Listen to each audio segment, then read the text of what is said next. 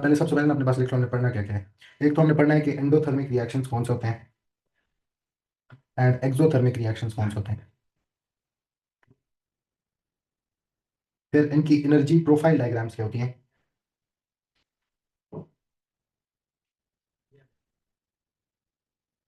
फिर कुछ basic energy changes हैं, उनकी डेफिनेशंस हैं ऑफ एनर्जी चेंजेस। इसके अलावा बॉन्ड एनर्जी क्या होती है। ठीक है। इसके अलावा आपके पास heat volt Q is equal to M C delta T and उससे enthalpy change delta H which is equal to minus M C delta T over N. ये कैसे निकालते हैं। और लास्ट टॉपिक होगा इसमें होगा Hess's law and Hess cycle. ये कैलकुलेशन होंगी यहाँ पे Hess cycle, Hess is law and Hess cycle. तो ये टोटल हमारे पास एक दो तीन चार पाँच एंड छः, दीज आर सिक्स टॉपिक्स जो हमने इसमें कवर करने हैं केमिकल एनर्जेटिक्स में। ठीक है। इसकी बेशक तस्वीर ले लो। अच्छा सबसे पहला टॉपिक जो हमारा है that is exothermic and endothermic reactions. Endothermic reactions, reaction दो टाइप के होते हैं, एक एक्सोथर्मिक एक एंडोथर्मिक। हम जरा पहले आते हैं कि एक्सोथर्मिक का क्या मतलब है। ओ लेवल्स में से आप पढ़ते आ रहे हैं। एक्सोथर्मिक रिएक्शंस कौन से होते हैं। जिनमें हीट रिलीज होती है। यस, जिसमें हीट एग्जिट होती है फ्रॉम द रिएक्शन, उसको क्या बोलते हैं एक्सोथर्मिक। आपने एक्सो से याद रखना है कि हीट एनर्जी आउट यानी रिलीज्ड। तो ऐसा रिएक्शन जो हीट एनर्जी को रिलीज करता है उसको क्या बोलते हैं एक्सोथर्मिक रिएक्शन बोलते हैं। आप इसके साथ इसको डिफाइन भी कर लें। देखो जी, केमिकल रिएक्शंस, डेफिनेशन लिखो इसकी, chemical reaction where heat energy is transferred, is transferred या फिर रिलीज्ड टू द सराउंडिंग्स। तो अगर आप रिएक्शन पानी में करा रहे हैं तो आपकी सराउंडिंग क्या होगी। पानी। पानी। अगर आप ओपन एयर में करा रहे हैं तो सराउंडिंग क्या होगी। एयर। ठीक है। तो बेसिकली सराउंडिंग हम इसको कहते हैं। तो केमिकल रिएक्शन में एनर्जी इज ट्रांसफर्ड या रिलीज्ड टू द सराउंडिंग। और आपने याद रखना है टेम्परेचर ऑफ सराउंडिंग क्या होगा जब उसमें हीट एनर्जी आएगी सराउंडिंग में। तो सराउंडिंग का टेम्परेचर बढ़ जाना चाहिए कम हो जाना चाहिए। बढ़ जाना चाहिए। यस, तो temperature of the surrounding increases. तो एग्जाम्पल एक लिखते हैं इसकी, इसकी एक एग्जाम्पल है कि अगर आप मैग्नीशियम सॉलिड को एक एसिड से रिएक्शन कराते हैं, स्ट्रॉन्ग एसिड लाइक H2SO4 से वाटर में डाल के, तो आपके पास बनता है मैग्नीशियम सल्फेट एक्वस एंड साथ बनता है आपके पास हाइड्रोजन गैस। लेकिन ये एक एक्सोथर्मिक रिएक्शन है तो ये साथ साथ और भी क्या रिलीज करेगा, हीट। हीट रिलीज करेगा टू द सराउंडिंग्स। ठीक है। यानी ये रिएक्शन अगर देखें तो इसमें आपने मुझे बताना सराउंडिंग क्या है। ये आपके पास इसकी अगर डायग्राम बनाए इसी रिएक्शन को कराने की, तो हमारे डायग्राम में हमारे पास ये एक बीकर होगा जिसके अंदर हमारा सल्फ्यूरिक एसिड का सोल्यूशन पड़ा होगा। ठीक है, वाटर में डिजोल्व करके sulphuric acid aqueous form use करना है। तो ये हमारा सल्फ्यूरिक एसिड का सोल्यूशन आ गया, दिस इज H2SO4 एक्वस। उसमें आपने ऊपर से क्या डाला है, मैग्नीशियम का सॉलिड ब्लॉक डाला है। ठीक है, तो हमारे पास मैग्नीशियम का एक सॉलिड ब्लॉक आ गया फॉर एग्जाम्पल ये, दिस इज Mg सॉलिड। अब जब ये H2SO4 में जाएगा तो इसने MgSO4 बनाना है, मैग्नीशियम सल्फेट, और साथ क्या रिलीज करनी है हाइड्रोजन गैस। ठीक है, लेकिन आपको कैसे पता लगेगा हीट एनर्जी रिलीज हो रही है नहीं हो रही। इसके अंदर क्या डालेंगे, एक थर्मामीटर। थर्मोमीटर रखेंगे। अगर इस थर्मोमीटर का टेम्परेचर बढ़ता गया तो इसका क्या मतलब होगा, रिएक्शन क्या कर रहा है, हीट रिलीज करो। हीट एनर्जी रिलीज कर रहे हैं टू द सराउंडिंग, जो कि सराउंडिंग इस रिएक्शन में क्या बनती है हमारी H2SO4। H2SO4, या फिर वो वाटर में डिजोल्व हुआ है ना एक्वस है, हाँ जी, हाँ जी। वाटर हमारी सराउंडिंग है। ठीक है, तो वाटर जो आपके पास है या बीकर, अगर इसको हम टच करें तो ये बीकर क्या होता जाएगा, आपको गर्म फील होगा। ठीक है, क्योंकि अंदर रिएक्शन में हीट एनर्जी रिलीज हो रही है तो आपका वाटर गर्म होगा जिसकी वजह से बीकर भी गर्म हो जाएगा। ठीक है। अब ये जो आपका रिएक्शन हो रहा है जो हीट एनर्जी रिलीज कर रहा है जो रिएक्शन है, इसको हम बोलते हैं सिस्टम। ठीक है, यानी सिस्टम हीट एनर्जी रिलीज करेगा इनटू द सराउंडिंग, जो कि क्या है हमारे पास इस केस में वाटर है। तो सिस्टम यानी रिएक्शन जो हो रहा है वो हीट एनर्जी रिलीज कर रहा है और वो हीट एनर्जी को किधर भेज रहा है, सराउंडिंग में। तो जब सराउंडिंग में हीट एनर्जी आएगी तो थर्मोमीटर जो कि सराउंडिंग में पड़ा हुआ है, वो रिएक्शन के अंदर तो नहीं है ना, रिएक्शन तो अपना एक सिस्टम है, क्लोज सिस्टम। ठीक है, आपकी सराउंडिंग जो पानी है उसके अंदर क्या पड़ा हुआ है हमारा थर्मोमीटर, तो उसका टेम्परेचर क्या करना शुरू हो जाएगा, राइज करना शुरू हो जाएगा आपके पास। तो एक्सोथर्मिक रिएक्शंस क्या करते हैं, हीट एनर्जी को रिलीज करते हैं। ठीक है, तो हम अपने पास लिख लेते हैं कि heat energy is released by the system, यानी रिएक्शन, इनटू द सराउंडिंग, जो कि यहाँ पे हमारे पास वाटर इन द बीकर है। ठीक है, ठीक है। तो सराउंडिंग का टेम्परेचर क्या होता जाएगा? Increase. Increases, which can be seen from the thermometer. ठीक है, क्योंकि टेम्परेचर ऑफ थर्मोमीटर क्या करता जाएगा, जो सराउंडिंग में पड़ा है वो बढ़ता जाएगा। क्लियर है दी बात? अब एग्जांपल्स ऑफ एक्सोथर्मिक रिएक्शन लिख लो अपने पास। Examples of exothermic reactions. Examples में आपको ये एग्जांपल्स डायरेक्ट याद होनी चाहिए, एमसीक्यूज में आपसे पूछ सकते हैं। तो एक आपने याद रखना है, रेस्पायरेशन। रेस्पायरेशन का जो प्रोसेस है that is exothermic. Neutralization reaction जो है acid base reaction, it is also exothermic, या इसको हम एसिड एल्कली रिएक्शन भी बोलते हैं। ये भी एक्सोथर्मिक होती है क्योंकि इसमें सॉल्ट की फॉर्मेशन होती है। ठीक है, इसके अलावा कंबस्शन, बर्निंग जिसको कहते हैं, दैट इज आल्सो एक्सोथर्मिक। आपने देखा होगा जब बर्निंग हो रही होती है तो हीट उधर से निकल रही होती है, आग कहीं लगाई होगी आपने। ठीक है, तो कंबस्शन इज आल्सो एक्सोथर्मिक। तो ये तीन एक एग्जांपल्स हैं जो आपने क्या करना है, याद रखना है। ठीक है, ठीक है। अब एक और बात समझ लो कि डेल्टा एच किसको कहते हैं। डेल्टा एच हम कहते हैं जी enthalpy, enthalpy change in reaction, यानी एनर्जी चेंज इन रिएक्शन। कि एनर्जी का कैसा चेंज आ रहा है, क्या एनर्जी का लॉस हो रहा है, क्या एनर्जी टू द सिस्टम मिल रही है, या energy from the system lose हो रही है। ठीक है, enthalpy change of reaction basically आपको ओवरऑल एनर्जी ऑफ सिस्टम बताता है कि क्या उस रिएक्शन में एनर्जी आ रही है, उसको एब्जॉर्ब करनी पड़ी है, या क्या वो रिलीज कर रहा है उस एनर्जी। ठीक है, एंथैल्पी चेंज इन रिएक्शन को डेल्टा एच रिप्रेजेंट करता है। आपने ये याद रखना है कि क्योंकि एक्सोथर्मिक रिएक्शन में हीट एनर्जी क्या होती है, रिलीज होती है ना, तो वो सराउंडिंग में जाके क्या हाँ हो जी। जाएगी, जाया हो जाएगी। तो लॉस ऑफ एनर्जी हो रही है एक्सोथर्मिक रिएक्शन में। तो एक नोट लिखते हैं कि in exothermic reaction energy is lost to the surrounding, so exothermic reaction has negative delta H. Enthalpy change फिर उसका क्या होता है, नेगेटिव होता है, क्योंकि ओवरऑल लॉस ऑफ एनर्जी हो रही है फ्रॉम द रिएक्शन। ठीक है, सिस्टम से एनर्जी लूज हो रही है, इस वजह से हम उसको क्या लिखते हैं, डेल्टा एच इज नेगेटिव। तो आपके पास कोई भी एक्सोथर्मिक रिएक्शन अगर होगा तो उसका डेल्टा एच आपको कैसा मिलेगा, नेगेटिव। नेगेटिव। ठीक है, एक और चीज भी याद रखनी है कि डेल्टा एच का unit is kilo joules per mole. Unit होता है इसका, स्टैंडर्ड यूनिट। तो जो भी आपके पास रिएक्शन होगा उसमें किलो जूल्स पर मोल में डेल्टा एच का मतलब होगा कि पर मोल ऑफ दैट रिएक्शन आपके पास कितना एनर्जी का लॉस हो रहा है, कितनी energy release to the surrounding हो रही है, वो आपको उसका मैग्नीट्यूड बताएगा। ठीक है, तो डेल्टा एच कैसी होती है एक्सोथर्मिक रिएक्शन के लिए, नेगेटिव फॉर एक्सोथर्मिक रिएक्शंस।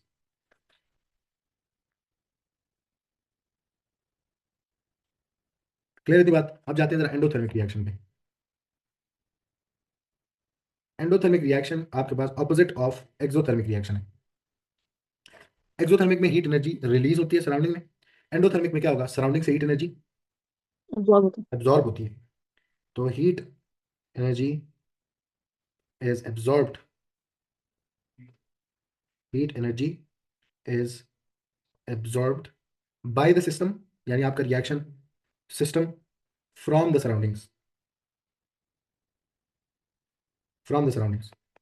ठीक है, तो सिस्टम क्या करता है, आपके पास हीट एनर्जी एब्जॉर्ब करता है फ्रॉम द सराउंडिंग। तो मुझे बताओ सराउंडिंग जिससे हीट एनर्जी खत्म होती जा रही है, जिससे हीट एनर्जी निकलती जा रही है, उसकी हीट एनर्जी इस्तेमाल होती जा रही है, तो उसमें कम हीट होने की वजह से सराउंडिंग का टेम्परेचर क्या करना चाहिए, है। डिक्रीज। यस। तो सराउंडिंग ठंडी होती जाती है क्योंकि उसमें से हीट एनर्जी एब्जॉर्ब हो रही है, तो सराउंडिंग टेम्परेचर डिक्रीजेस। ठीक है, तो अगर इसका भी कोई एक रिएक्शन देखें तो इसमें रिएक्शन किस तरह हो रहा होगा कि आपके पास एक बीकर में फॉर एग्जांपल एक थर्मामीटर आपने रखा है, और आपके पास सोल्यूशन है जिसमें रिएक्शन हो रहा है। ठीक है, कोई फॉर एग्जांपल एक रिएक्शन हो रहा है ए प्लस बी आपस में, लेकिन ये ए प्लस बी क्या करेंगे, ये सराउंडिंग से हीट एनर्जी को क्या कर रहे हैं, अब एब्जॉर्ब कर रहे हैं, तो सराउंडिंग का टेम्परेचर आपको क्या नजर आएगा, कम होते हुए। टेम्परेचर क्या करेगा उसका, डिक्रीज होता जाएगा, क्योंकि सराउंडिंग्स ठंडी होती जा रही है, उसमें से हीट एनर्जी आपका सिस्टम क्या करता जा रहा है, एब्जॉर्ब करता जा रहा है। क्लियर इतनी बात? हाँ जी। ठीक है, तो सिस्टम यानी reaction absorbs energy and as a result the surroundings cool down, cool down, making the temperature of surrounding lower। ठीक है, तो टेम्परेचर ऑफ सराउंडिंग क्या होती जाती है, कम होती जाती है। अगेन थर्मामीटर पे टेम्परेचर क्या करेगा, डिक्रीज करेगा, तो वहां से पता लगेगा। ठीक है, या बीकर पहले से ज्यादा ठंडा हो जाएगा आपका। इसकी एग्जांपल्स भी आपको याद होनी चाहिए। इसकी एग्जांपल्स में आपके पास एक है फोटोसिंथेसिस, फोटोसिंथेसिस। ठीक है, second example is decomposition reactions. क्योंकि डीकॉम्पोजिशन में आपको क्या करना पड़ता है, किसी चीज को तोड़ने के लिए एनर्जी खुद से देनी पड़ती है। ठीक है, तो हमारे पास डीकॉम्पोजिशन रिएक्शन भी किसकी एग्जांपल है, हमारे पास एंडोथर्मिक हाँ जी, रिएक्शन समझ गया। की एग्जांपल है।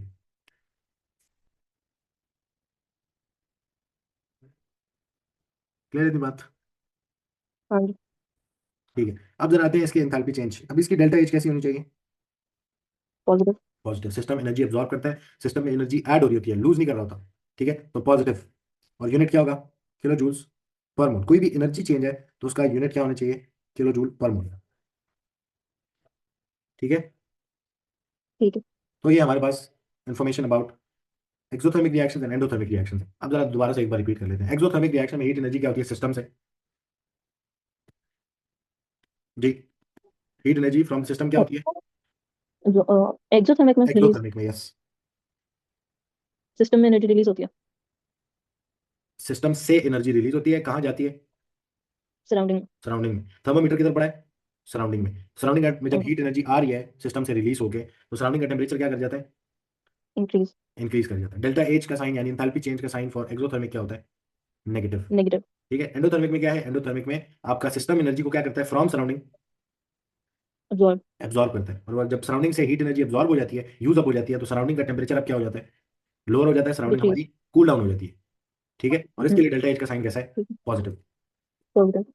ठीक है, अब आते हैं जरा हम नेक्स्ट बात पे, जो है कि एनर्जी प्रोफाइल डायग्राम किसको कहते हैं, एनर्जी प्रोफाइल डायग्राम। आपको for exothermic reaction and endothermic reaction energy profile diagrams पहचाननी भी आनी चाहिए, बनानी भी आनी चाहिए। तो हम पहले जरा अल्हम्दुलिल्लाह जी, फॉर एक्सोथर्मिक रिएक्शन करते हैं। अच्छा, एनर्जी प्रोफाइल डायग्राम्स में आप बेसिकली एनर्जी को प्लॉट करते हैं against progress of reaction on x axis. ये प्रोग्रेस ऑफ रिएक्शन है, और ये रिएक्शन में एनर्जी का चेंज है, कि ऊपर जाते हुए एनर्जी क्या करती जा रही है, इंक्रीज करती जा रही है। ठीक है, ठीक है।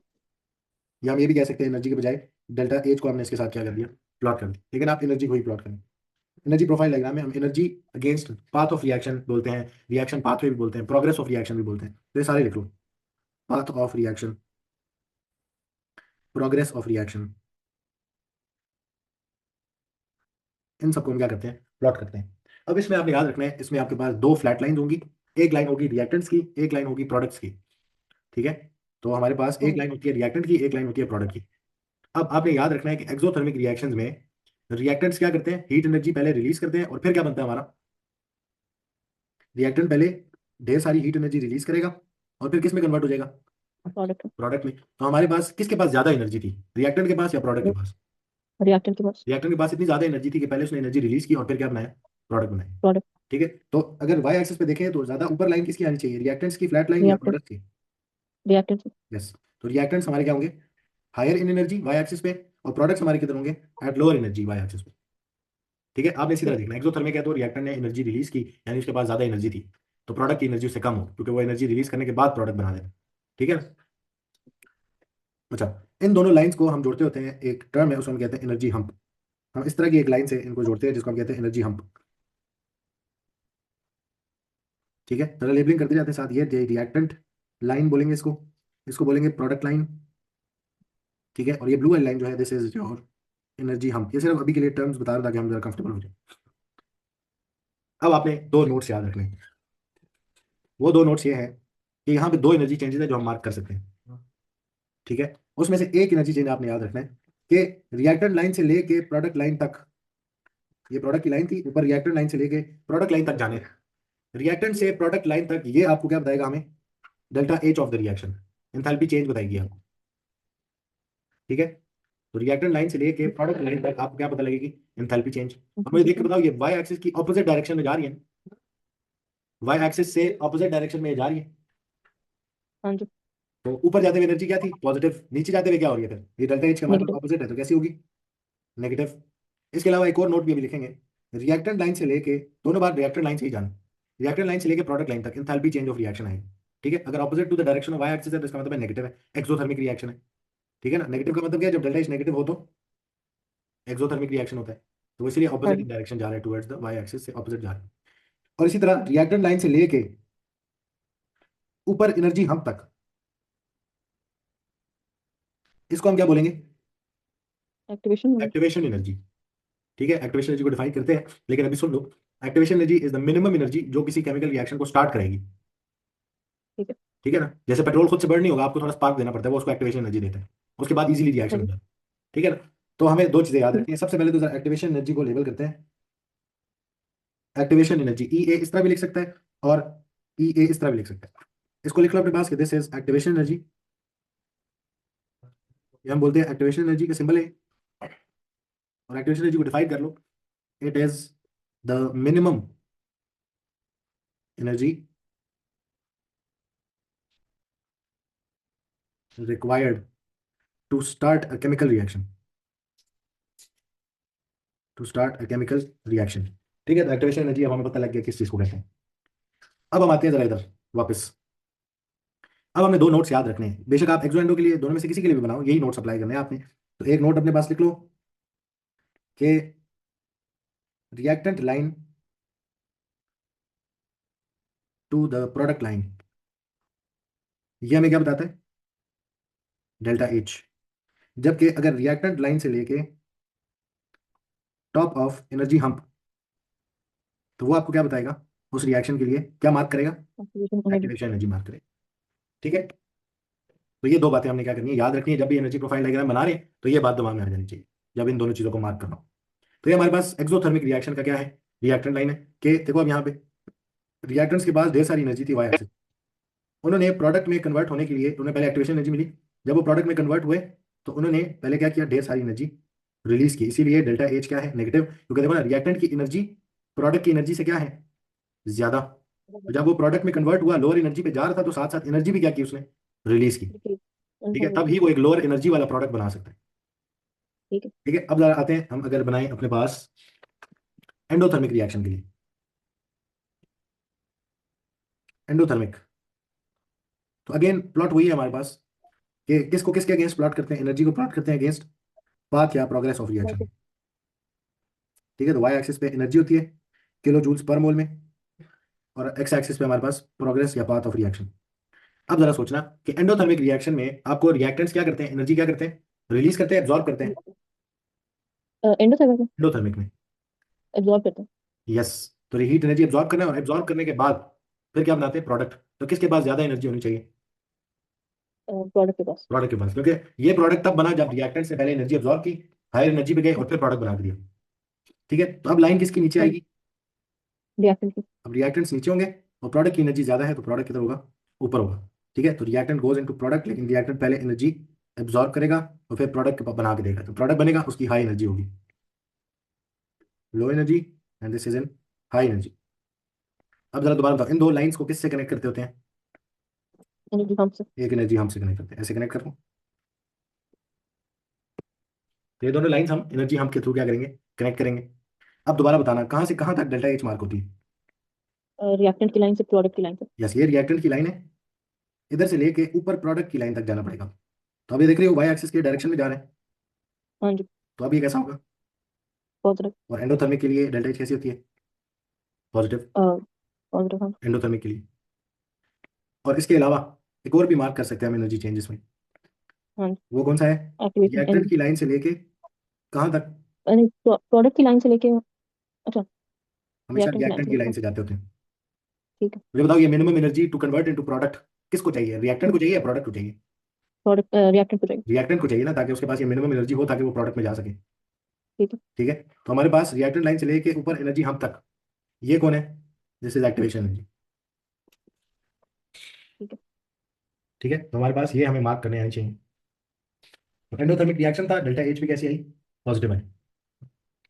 अब आने हमने एनर्जी प्रोफाइल डायग्राम्स के बाद कुछ बेसिक एनर्जी चेंजेस पे।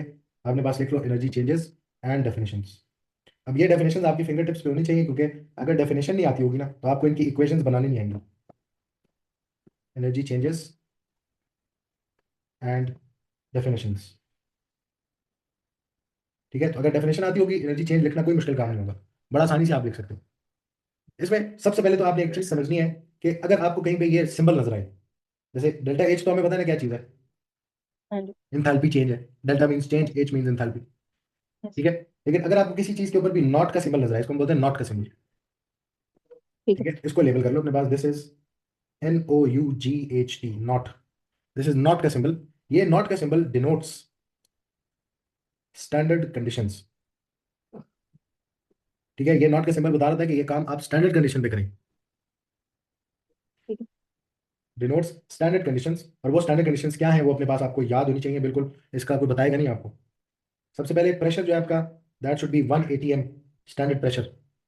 ठीक है, ओके। टेम्परेचर कितना होना चाहिए, स्टैंडर्ड टेम्परेचर कितना होता है? 20 डिग्री सेल्सियस। 25 डिग्री सेल्सियस या 25। 298 केल्विन टेम्परेचर। केल्विन वाली याद कर लो, ओके। 298 केल्विन। ठीक है। ठीक है, और अगर कहीं पे कोई कॉन्सेंट्रेशन की बात आ गई है, तो स्टैंडर्ड कॉन्सेंट्रेशन इज ऑलवेज 1 मोल पर DMQ, अगर कहीं कॉन्सेंट्रेशन इन्वॉल्व है। ठीक है। ठीक है, तो हमारे पास ये नॉट का सिंबल बेसिकली बता रहा है कि ये काम क्या करना है आपने, अंडर स्टैंडर्ड कंडीशंस करना है।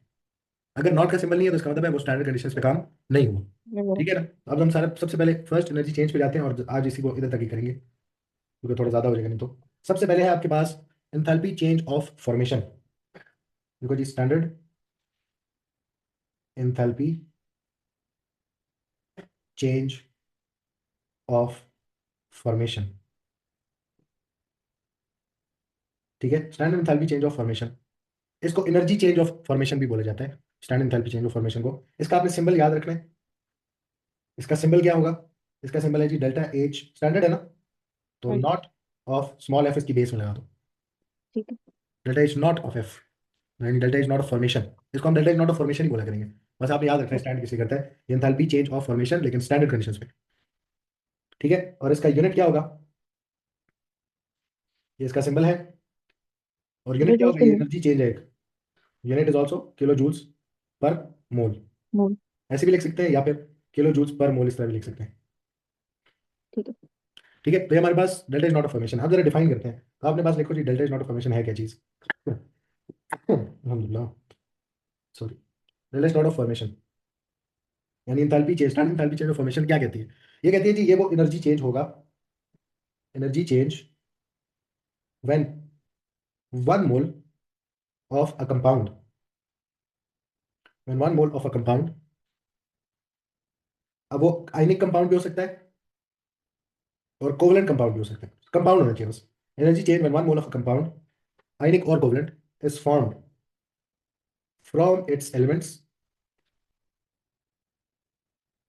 Under what conditions? Standard condition. Yes, तो under standard conditions, under standard conditions. और अगर आपसे पूछ ले स्टैंडर्ड कंडीशंस क्या है तो बता सकते हैं, वन हाँ जी। एटीएम प्रेशर होना चाहिए, 298 केल्विन टेम्परेचर होना चाहिए, और अगर कोई कॉन्सेंट्रेशन यूज हो रही है तो वो 1 मोल पर 1 मोल DMQ होना पे। चाहिए। ठीक है, under standard conditions and standard state. तो एंथैल्पी चेंज ऑफ फॉर्मेशन क्या है? वो एनर्जी चेंज जब कोई एक मोल कंपाउंड बनेगा, एक मोल किसी कंपाउंड का बनेगा, किससे बनेगा? फ्रॉम एलिमेंट्स बनेगा, और अंडर स्टैंडर्ड कंडीशन होने चाहिए हमारे एलिमेंट्स में। ठीक है, तो इसको याद करने का, डेफिनेशन को याद करने का एक छोटा तरीका है, शॉर्टकट है ये, डेफिनेशन भी हो जाएगी और इक्वेशंस भी बन जाएंगी। क्या बनना चाहिए? एक मोल कंपाउंड बनेगा। ठीक है, रिवर्स में बनाना, हाँ जी। एक मोल कंपाउंड बनेगा। ये एक मोल कंपाउंड बनेगा किससे? From its elements under standard condition. ठीक है, जो भी एलिमेंट्स होंगे अपनी स्टैंडर्ड कंडीशन में होने चाहिए। तब जब ये एक मोल कंपाउंड बनाएंगे तो उस टाइम पे आपके पास जो भी एनर्जी चेंज होगा उसको हम क्या बोलेंगे? Delta is not of formation. Clear है इतनी बात? हाँ जी। एग्जाम्पल देखो, बड़ी आसान सी बात है, नहीं आपको अगर मुश्किल लगी तो नहीं लगती। अभी देखना, अगर मैं कहता हूँ जी मैंने delta is not a formation की इक्वेशन लिखनी है, ठीक है ना, तो हम सबसे पहले इक्वेशंस पे आएंगे, एग्जांपल्स पे आते हैं। डेफिनेशन तो याद हो जाएगी, इक्वेशन कैसे लिखते हैं। वो कहते हैं जी delta is not a formation of carbon dioxide, लिख के दिखाओ इक्वेशन में। तो आप लिख सकते हैं कार्बन डाइऑक्साइड की इक्वेशन कैसे लिखेंगे, रिवर्स में बनाना। एक मोल क्या बने, carbon dioxide. CO2, carbon dioxide gas बने, किस से बननी चाहिए, कार्बन और oxygen. From element under standard condition. Elements कौन कौन से पहले लिख लिया करो, कार्बन है और दूसरा कौन है, ऑक्सीजन है। Oxygen. Carbon under standard conditions किस स्टेट में होता है, गैस। नहीं जी, सॉलिड, सी सॉलिड सॉलिड, कार्बन। सॉरी। और oxygen sorry under sorry. Standard conditions क्या होती है, गैस। यस, कैसी gas, diatomic. Yes O2 gas की स्टेट में होती है। ऐसी है, तो ये हमने इसकी हाँ इक्वेशन जी। बना ली है, लेकिन एक चीज का ख्याल रखना है कि बैलेंसिंग होनी चाहिए इक्वेशन में। अब डेफिनेशन कहती है कि ये कितना बनना चाहिए, सिर्फ 1 मोल। 1 मोल कार्बन डाइऑक्साइड बननी चाहिए, तो राइट साइड फॉलो करना है। ठीक है, अब डेफिनेशन कहती है कि आप क्या नहीं कर सकते, कि आपने बनाना कितना है, 1 मोल ही कंपाउंड बनाना है। ठीक है, अब इसका यूनिट भी तो देखो ना, फॉर्मेशन का यूनिट क्या है, जो भी एनर्जी मिलेगी पर मोल ऑफ दैट कंपाउंड। ठीक है, तो हमें हमेशा 1 मोल ही बनाना है राइट हैंड साइड पे, 1 मोल ही कार्बन डाइऑक्साइड गैस बन सकती है। बैलेंसिंग करनी हुई तो लेफ्ट पे करेंगे। ठीक है, इसको 1 मोल के अलावा कुछ नहीं होना चाहिए। ठीक है। तो लेफ्ट साइड पे, राइट साइड पे एक कार्बन है, लेफ्ट पे भी कितने होने चाहिए, एक कार्बन। Right side 2। पे कितने ऑक्सीजन है, 1 टाइम्स 2, दो ऑक्सीजन। 2। लेफ्ट साइड पे कितने हैं, 2। 2 ऑक्सीजन, तो इधर भी 1 लगा दो, बैलेंस होगी इक्वेशन। हाँ जी। ये इक्वेशन किस एनर्जी चेंज को रिप्रेजेंट करती है, इसकी डेल्टा एच किसके इक्वल होगी, delta H not of formation carbon carbon dioxide. Dioxide के लिए होगी। कि 1 मोल कार्बन डाइऑक्साइड बनाने के लिए कितने किलो जूल्स लगते हैं, ये वो बताएंगे आपको। ठीक है ना, कि पर मोल, पर 1 मोल ऑफ कार्बन डाइऑक्साइड कितने किलो जूल्स एनर्जी लगेगी, ये आपको वो बताएंगे। ठीक है, जब वो किससे बन रहा हो, अपने ठीक। एलिमेंट से बना रहे हो। इसी तरह आपसे वो बोलता है जी, अब जरूरी नहीं है कोई कोवलेंट कंपाउंड हो, जैसे कार्बन डाइऑक्साइड है, हो सकता है वो आपसे बोले delta is not of formation of HCl, लिख के दिखाएं। इसको कर लेते हैं पहले, एसिड को कर लेते हैं। अब मुझे बताओ क्या कहती है इक्वेशन, सॉरी डेफिनेशन क्या कहती है कि delta is not of formation of HCl क्या होगा, 1 मोल क्या बननी चाहिए, HCl। HCl। वैसे रूम टेम्परेचर पे HCl is a gas, unless until आप पानी में डिजोल्व करके इसको एक्वस स्टेट में यूज करें।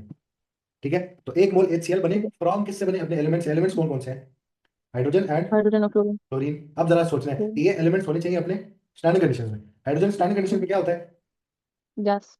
डायटोमिक होता गैस। है, लेकिन साथ बताना ना, डायटोमिक गैस होती है। क्लोरीन भी क्या होती है यार, room temperature condition, diatomic gas. Yes, diatomic gas. तो अब जरा चेक कर लो बैलेंस्ड है केमिकल इक्वेशन या नहीं। तो राइट हैंड साइड पे तो ये कितना रहना चाहिए, 1 मोल ही। एक 1 मोल मोल से। हाँ जी। HCl बने, 1 मोल HCl का कंपाउंड बने from elements under hmm, standard condition, तो ये तो डेफिनेशन कहती है 1 मोल बनना चाहिए, तब हाँ ये जी। डेल्टा नॉट ऑफ फॉर्मेशन होगी। तो लेफ्ट साइड पे बैलेंसिंग कर सकते हैं। ठीक है, राइट साइड ठीक पे एक हाइड्रोजन है, लेफ्ट साइड पे कितने हैं, है। 2। इधर क्या लगा दो, 1/2। 1/2, हाफ लगा दो इसका। ठीक है, ठीक। इसी तरह राइट साइड पे एक क्लोरीन है, लेफ्ट साइड पे कितने होने चाहिए, 1/2। 1/2। ठीक है, ताकि हाफ इंटू टू कितना बने, 1। 1 बन जाए। ठीक है, तो ये हमारे पास ठीक। HCl के लिए क्या लिख ली, डेल्टा नॉट ऑफ फॉर्मेशन की इक्वेशन लिख ली। इसका जो भी इंथैल्पी चेंज होगा वो इसके इक्वल होगा। डेल्टा नॉट ऑफ फॉर्मेशन का वो बता रहा हूँ आपको कि फॉर्मेशन जब एलिमेंट से वो अंडरस्टैंड कंडीशन, 1 मोल HCl को कितनी एनर्जी रिलीज करता है, कितनी मिलती है। अब कोई आयनिक कंपाउंड देख लेते हैं, वो कहते हैं जी delta is not of formation of MgO, लिख के दिखाओ। तो इक्वेशन क्या कहती है कि क्या बनना चाहिए, 1 mole of MgO। Yes, 1 mole of MgO क्या स्टेट होती है रूम टेम्परेचर में, सॉलिड। सॉलिड। बनेगा from its elements understand condition. Elements कौन कौन से हैं, Mg मैग्नीशियम और सॉलिड। ऑक्सीजन। O2 मैग्नीशियम की state symbol at room temperature monoatomic, solid. Solid है। Oxygen is a diatomic gas होती है रूम गैस। टेम्परेचर कंडीशंस में। बैलेंसिंग करते हैं, इक्वेशन कहती है कि ये 1 मोल ही बनना चाहिए, राइट हैंड साइड को नहीं छेड़ सकते। हाँ लेफ्ट जी। हैंड साइड पे जाते हैं, मैं एक मैग्नीशियम है, एक मैग्नीशियम है, एक ऑक्सीजन है, इधर कितने हैं, 2। तो क्या लगा दो, 1/2। 1/2। ये हमने बैलेंस्ड केमिकल इक्वेशन लिख लिया for the energy change of formation for MgO। ठीक है। ठीक है, हाँ जी। अच्छा, इसी तरह वो कहते हैं जी delta H not of formation of AlCl3, लिख के दिखाओ। तो क्या करेंगे, रिवर्स में बनाओ, 1 मोल AlCl3 बने फ्रॉम एल्यूमिनियम और chlorine. Element understanding condition, aluminium is a solid and Cl is Cl2 gas. Balance yes. करो जरा इसको, एक एल्यूमिनियम है तो लेफ्ट हाँ साइड जी। एक एल्यूमिनियम है, राइट एक साइड एल्यूमिनियम। हाँ जी। क्लोरीन है, लेफ्ट साइड पे 2 हैं। 2 के साथ क्या मल्टीप्लाई करें तो 3 बनता है। कुछ पता नहीं। डेसिमल भी बता दो, डेसिमल में क्या मल्टीप्लाई करते हैं तो 3 बनता है। 1.5। यस, 1/5 की फ्रैक्शनल फॉर्म क्या होती है, कि इसको डिवाइड बाई 2 करें तो 1/5 आता है। 3 को। 1/5 कैसे आता है, 3 डिवाइड बाई 2 से आता 3 है। को। ठीक है, तो उस हाँ जी। 1/5 को हम क्या लिखेंगे, 3/2 Cl2। ठीक। ठीक है, तो हमारे पास balanced chemical equation for the formation of AlCl3 बनी है। नेक्स्ट आपसे वो कहता है जी delta H not of formation of glucose लिखते हैं, चलो C6H12O6। तो जरा लिखवाओ, क्या लिखेंगे? 1 मोल ऑफ सी ग्लूकोज बनना चाहिए। जी, किससे बनना एलिमेंट्स चाहिए? होंगे carbon, hydrogen, oxygen. Carbon, hydrogen and oxygen से बनना चाहिए। बैलेंस करो, सॉरी, स्टेट सिंबल्स लगाओ। कार्बन सॉलिड होगा, H2 गैस होगी और O2 गैस होगी। यस, बैलेंस करो आप इसे। बैलेंसिंग। ये तो एक मोल ही और बनना यहाँ पे, चाहिए, हाँ जी, तो लेफ्ट साइड पे बैलेंसिंग कर सकते हैं, कितनी होगी? 6 कार्बन इधर है तो यहाँ 6 मल्टीप्लाई होगा। ठीक है। 12 के साथ तो वहाँ पे 6 मल्टीप्लाई होगा दोबारा ठीक H2 के है। साथ। और O2 के साथ 3। यस, तो ये हमने क्या लिख ली? एंथैल्पी चेंज ऑफ फॉर्मेशन की इक्वेशन लिख ली है फॉर ग्लूकोज, कि पर मोल ऑफ ग्लूकोज जो भी एनर्जी रिलीज होगी उसके लिए इक्वेशन ये है, जब वो ठीक अपने है। एलिमेंट से बनेगा। Understand condition? ओके। क्लियर हो गया ये? हाँ जी। अच्छा, वापस ऊपर जाते हैं। एक बात याद रखनी है, एनर्जी चेंज हम तब लिखते हैं जब कोई एक ऐसा एनर्जी चेंज आ जाए जो एक्सो भी हो सकता है एनर्जी चेंज और एंडो भी हो सकता है। ठीक है, यानी हो सकता है कार्बन डाइऑक्साइड के लिए ये वैल्यू नेगेटिव हो सकता है HCl के लिए पॉजिटिव हो सकता है इसके लिए पॉजिटिव हो सकता है AlCl3 के लिए नेगेटिव हो। ठीक है, तो जब भी कोई एनर्जी चेंज आपके पास एक्सो एंडो दोनों हो सकता है ना, तो फिर हम डेफिनेशन में क्या लिखते हैं? चेंज का लफ्ज, कि एनर्जी चेंज। अगर ये सिर्फ एक्सो होता तो मैं लिखता एनर्जी रिलीज्ड। अगर ये सिर्फ और सिर्फ ओके। एंडो होता तो मैं लिखता energy absorbed when 1 mole of a compound. ठीक है, लेकिन ये दोनों हो सकता है, ये एक्सो भी हो सकता है एंडो भी हो सकता है, तो आप अपने पास लिख लें ठीक कैन बी एक्सोथर्मिक, यानी डेल्टा H नेगेटिव हो सकती है, और एंडोथर्मिक, डिपेंड करता है कौन सा कंपाउंड बने, है। यानी ये आपके पास पॉजिटिव भी हो सकती है, लेकिन याद रखना 95% केसेस में ये नेगेटिव ही होगी। ठीक है, ज्यादातर जो है डेल्टा H नेगेटिव ही आती है ऑफ फॉर्मेशन जो है। स्टैंड थेरेपी जो फॉर्मेशन ज्यादातर कंपाउंड्स का नेगेटिव होता है, बट कुछ ऐसे कंपाउंड्स हैं जिनका पॉजिटिव भी होता है, इसलिए हम एनर्जी चेंज का लफ्ज यूज करते हैं, नॉट एनर्जी रिलीज या एनर्जी एब्जॉर्ब। ओके। आपको याद है ठीक है। Ionisation energy? हाँ जी। उसमें हम क्या लिखते थे? एनर्जी नीडेड या तो energy move required? 1 mole of electrons. Yes, energy needed या रिक्वायर्ड, वहां पे एनर्जी क्या करनी पड़ती थी? देनी पड़ती थी, वो एक एंडोथर्मिक प्रोसेस है। हाँ जी। ठीक। ठीक है, इस वजह से हम वहाँ एनर्जी नीडेड या रिक्वायर्ड लिखते थे, या एनर्जी ओके। एब्जॉर्ब लिखेंगे वहाँ। ठीक है, क्योंकि वो सिर्फ और सिर्फ क्या हो सकती है? वो एंडोथर्मिक हो सकती है। तो यहाँ पे हम ठीक। इसलिए लिखते हैं क्योंकि ये दोनों हो सकते हैं। ठीक है, अब नेक्स्ट वाला देख लो, उसके बाद फिर हम बाकी कल ही देखेंगे। Delta is not of combustion, एक और एनर्जी चेंज है ये जी स्टैंडर्ड, ये नंबर 2 है। ठीक है, वो पहला एनर्जी चेंज था जो हमने पढ़ा अभी, ये नंबर 1 था। ये है जी standard enthalpy change of combustion. और ये आपको बताता है कि कोई भी कंपाउंड अगर आप 1 मोल बर्न करते हैं तो वो कितनी एनर्जी रिलीज करेगा, उसको हम क्या बोलते हैं? Stand enthalpy change of combustion. Not का सिंबल नजर आ रहा है इसलिए स्टैंडर्ड है। ठीक। ठीक है, इसका भी यूनिट क्या होता है एनर्जी चेंज है तो? किलो जूल्स पर मोल। किलो जूल्स पर मोल। लेकिन ये क्या एक्सो एंडो दोनों होती है, या कंबस्टन सिर्फ और सिर्फ एक्सोथर्मिक प्रोसेस है? एक दो थर्मे के सिर्फ। Yes, exothermic only. ठीक है, तो अब इसके केस में हम डिफाइन करते हुए क्या लिखेंगे? एनर्जी रिलीज्ड व्हेन फलाना ढिमकाना। ठीक है, ठीक है। तो एनर्जी रिलीज का लफ्ज होना चाहिए, तो हम अपने पास डिफाइन करते हैं इसको, डिफाइन करेंगे इसको कि एनर्जी रिलीज्ड, क्योंकि सिर्फ और एक्सोथर्मिक प्रोसेस है, तो energy released when 1 mole of a compound when 1 mole of a compound is completely burned in excess of oxygen, is completely burned in excess of oxygen under कौन सी condition? Not का symbol है तो standard condition. Under standard conditions.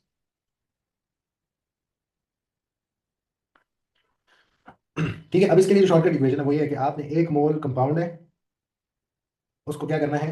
Burn करना है किस में?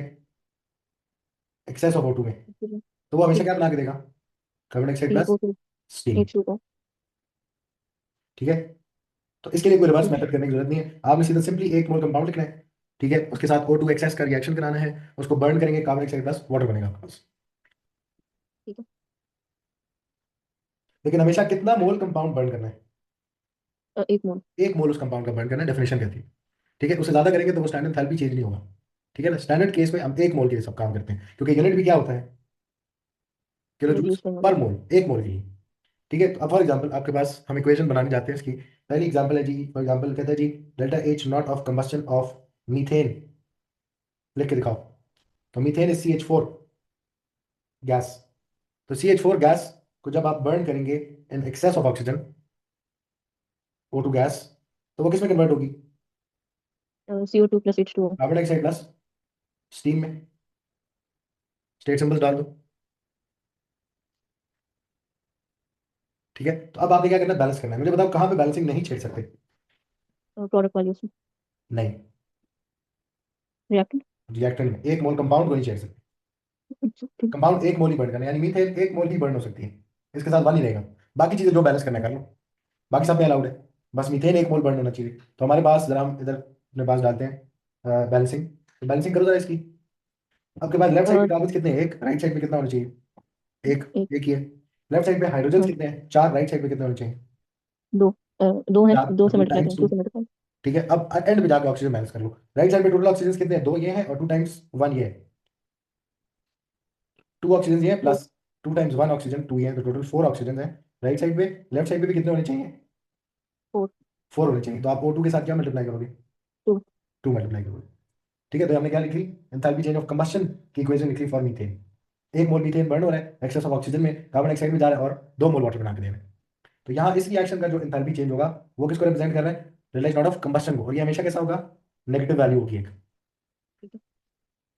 ठीक है, हो सकता है -500 किलो जूल्स हो ये। हमें पता होना चाहिए ये एनर्जी रिलीज हुई है अपनी। इसी तरह ठीक आपसे है। वो कहता है जी delta is not of combustion of क्या लेते हैं जी, ग्लूकोज लिख लो। तो क्या करना है? 1 मोल ग्लूकोज बर्न करेंगे, C6H12O6 in the presence of excess oxygen. Oxygen. और किस में चले जाएंगे? Carbon dioxide plus CO2 gas plus H2O gas. Water. ठीक है, ठीक है। स्टेट सिंबल डालते हैं तो glucose is solid, O2 gas होती है, carbon dioxide is CO2 gas and steam is H2O gas. आगे बताओ जरा। अब बैलेंसिंग कहाँ नहीं छेड़ सकता मैं? रिएक्टेंट्स में C6 ग्लूकोज। ग्लूकोज को नहीं छेड़ सकता क्योंकि वो 1 मोल ही बर्न करना है मैंने। ठीक है। ठीक है, बाकी बैलेंसिंग कर सकता हूँ। 6 कार्बन है, इधर क्या लग जाएगा? अ, हाँ जी, 6। 6। 12 हाइड्रोजन है, तो राइट साइड पे क्या लगा दें? 6। ऑक्सीजन गिनते हैं। यहाँ पे कितना ऑक्सीजन है? 6 टाइम्स 2 हाँ 12। जी, 12। और ये 6 टाइम्स 1 कितने? 18। +6, तो मतलब कि ये टोटल 18। लेफ्ट साइड पे कितने चाहिए? 6। लेफ्ट साइड पे भी कितने चाहिए होंगे? 18 चाहिए होंगे ना टोटल। हाँ जी, 18 चाहिए। तो 6 ये। पीछे कितने रह गए? 12। 12। तो 12 पूरे करने के लिए इसके साथ क्या लिखो? 6 मल्टीप्लाई। 6 लिखो, तो ये हमारे पास क्या होगी? बैलेंस होगी। और तो याद रखना, पहले कार्बन फिर हाइड्रोजन और फिर आखिर में ऑक्सीजन। ये हमने कंबशन एनालिसिस में इसको देखा था कि बैलेंसिंग किस तरह करते हैं कंबशन इक्वेशन की। हाँ। ठीक है, तो this equation represents delta is not of combustion of glucose. Case में कितनी एनर्जी रिलीज होती है जब 1 मोल ग्लूकोज को बर्न करते हैं एक्सेस ऑफ ऑक्सीजन में to form carbon dioxide plus water? ठीक है, ठीक है। तो अब हमने क्या करना है, हमें इन दोनों की डेफिनेशन, क्योंकि डेफिनेशन 2 मार्क्स के लिए पूछ लेता है डायरेक्ट। और इसके अलावा हमें बताना चाहिए कि कंबशन सिर्फ एक्सोथर्मिक होती है, डेफिनेशन क्या है और इसकी इक्वेशन बनानी किस तरह है। ठीक है, इसके अलावा फॉर्मेशन के लिए भी आपको डेफिनेशन, यूनिट, एक्सो एंडो दोनों हो सकती है। फॉर्मेशन होती क्या है? जब 1 मोल कोई कंपाउंड बने, बेशक वो कोवलेंट हो या फिर वो आयनिक कंपाउंड हो, फॉर्मेशन में दोनों बन सकते हैं, लेकिन एलिमेंट से बनने चाहिए अंडरस्टैंड कंडीशन। तो जो भी एनर्जी चेंज आएगा वो डेल्टा इज नॉट फॉर्मेशन कहलाएगा। तो उसके लिए किस तरह बनाते हैं? हम पहले 1 मोल कंपाउंड लिखते हैं और फिर रिवर्स करके एलिमेंट्स उसको बनाते हैं। ठीक है, ठीक चलो बस आज के लिए इतना काफी है। ठीक है, इसी तरह हमारे पास एक और एनर्जी चेंज है, इनकी इक्वेशंस भी लिखनी आनी चाहिए। आपने इक्वेशन याद करने का बेस्ट तरीका क्या है कि आप ये शॉर्टकट याद कर लो। अगर 1 मोल कंपाउंड बनेगा, फ्रॉम एलिमेंट बनेगा अंडरस्टैंडिंग कंडीशन, तो ये डेल्टा नॉट फॉर्मेशन है। ठीक है, इसके लिए ये शॉर्टकट याद कर लो, डेफिनेशन भी इससे बन जाएगी और इक्वेशन भी इसी से बनेगी। 1 मोल कंपाउंड राइट साइड पे लिखो और फिर लेफ्ट साइड पे उसके एलिमेंट्स लेके बैलेंस कर लो। कंबशन के लिए 1 ठीक। मोल कंपाउंड को बर्न करेंगे एक्सेस ऑफ ऑक्सीजन में और कार्बन डाइऑक्साइड प्लस वाटर बनाएंगे। तो 1 मोल कंपाउंड लिखो, O2 के साथ रिएक्शन कराओ, बर्निंग के बाद कार्बन डाइऑक्साइड प्लस वाटर बनेगा, बैलेंसिंग करते हुए पहले कार्बन फिर हाइड्रोजन फिर ऑक्सीजन। नेक्स्ट जो एंथैल्पी चेंज है, जिसकी सिर्फ डेफिनेशन पूछ सकता है लेकिन इसको कभी आपसे अप्लाई नहीं करवाएगा हेसिस लॉ में या कहीं पे, that is delta H not of atomization. इसको delta H not of ATM भी लिखता है या फिर delta H not of A भी लिखता है। ठीक है, अब एटमाइजेशन क्या है इसको जरा पहले लिख लें। This stands for standard enthalpy change of atomisation,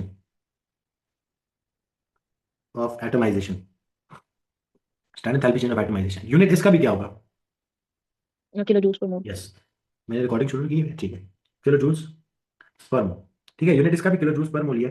वैसे एटमाइजेशन से आपको क्या समझ आता है, क्या करना चाह रहे होंगे हम किसी भी एलिमेंट से? हाँ। यानी तुक्का मारो।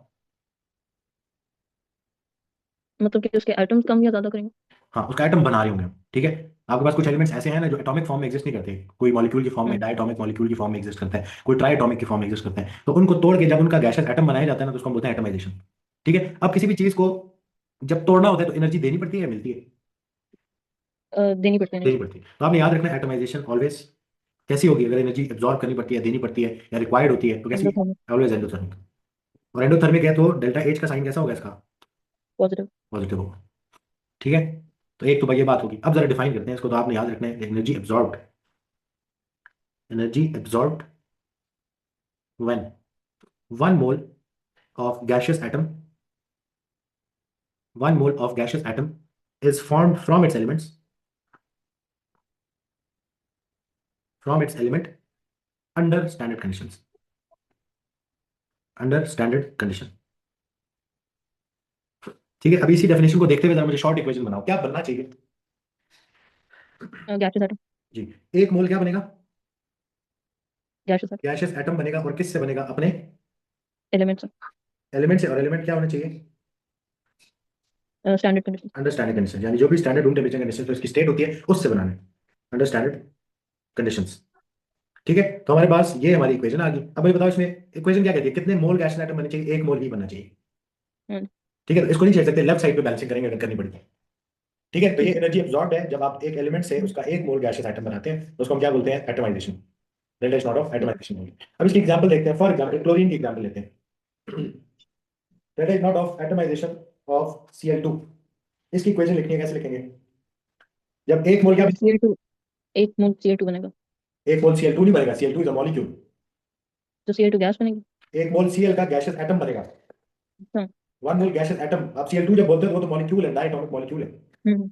एक मोल क्लोरीन का गैसियस एटम बनेगा, किससे बनेगा? फ्रॉम एलिमेंट जो कि क्या होता है? Chlorine. Under room temperature conditions किस तरह एग्जिस्ट करता है?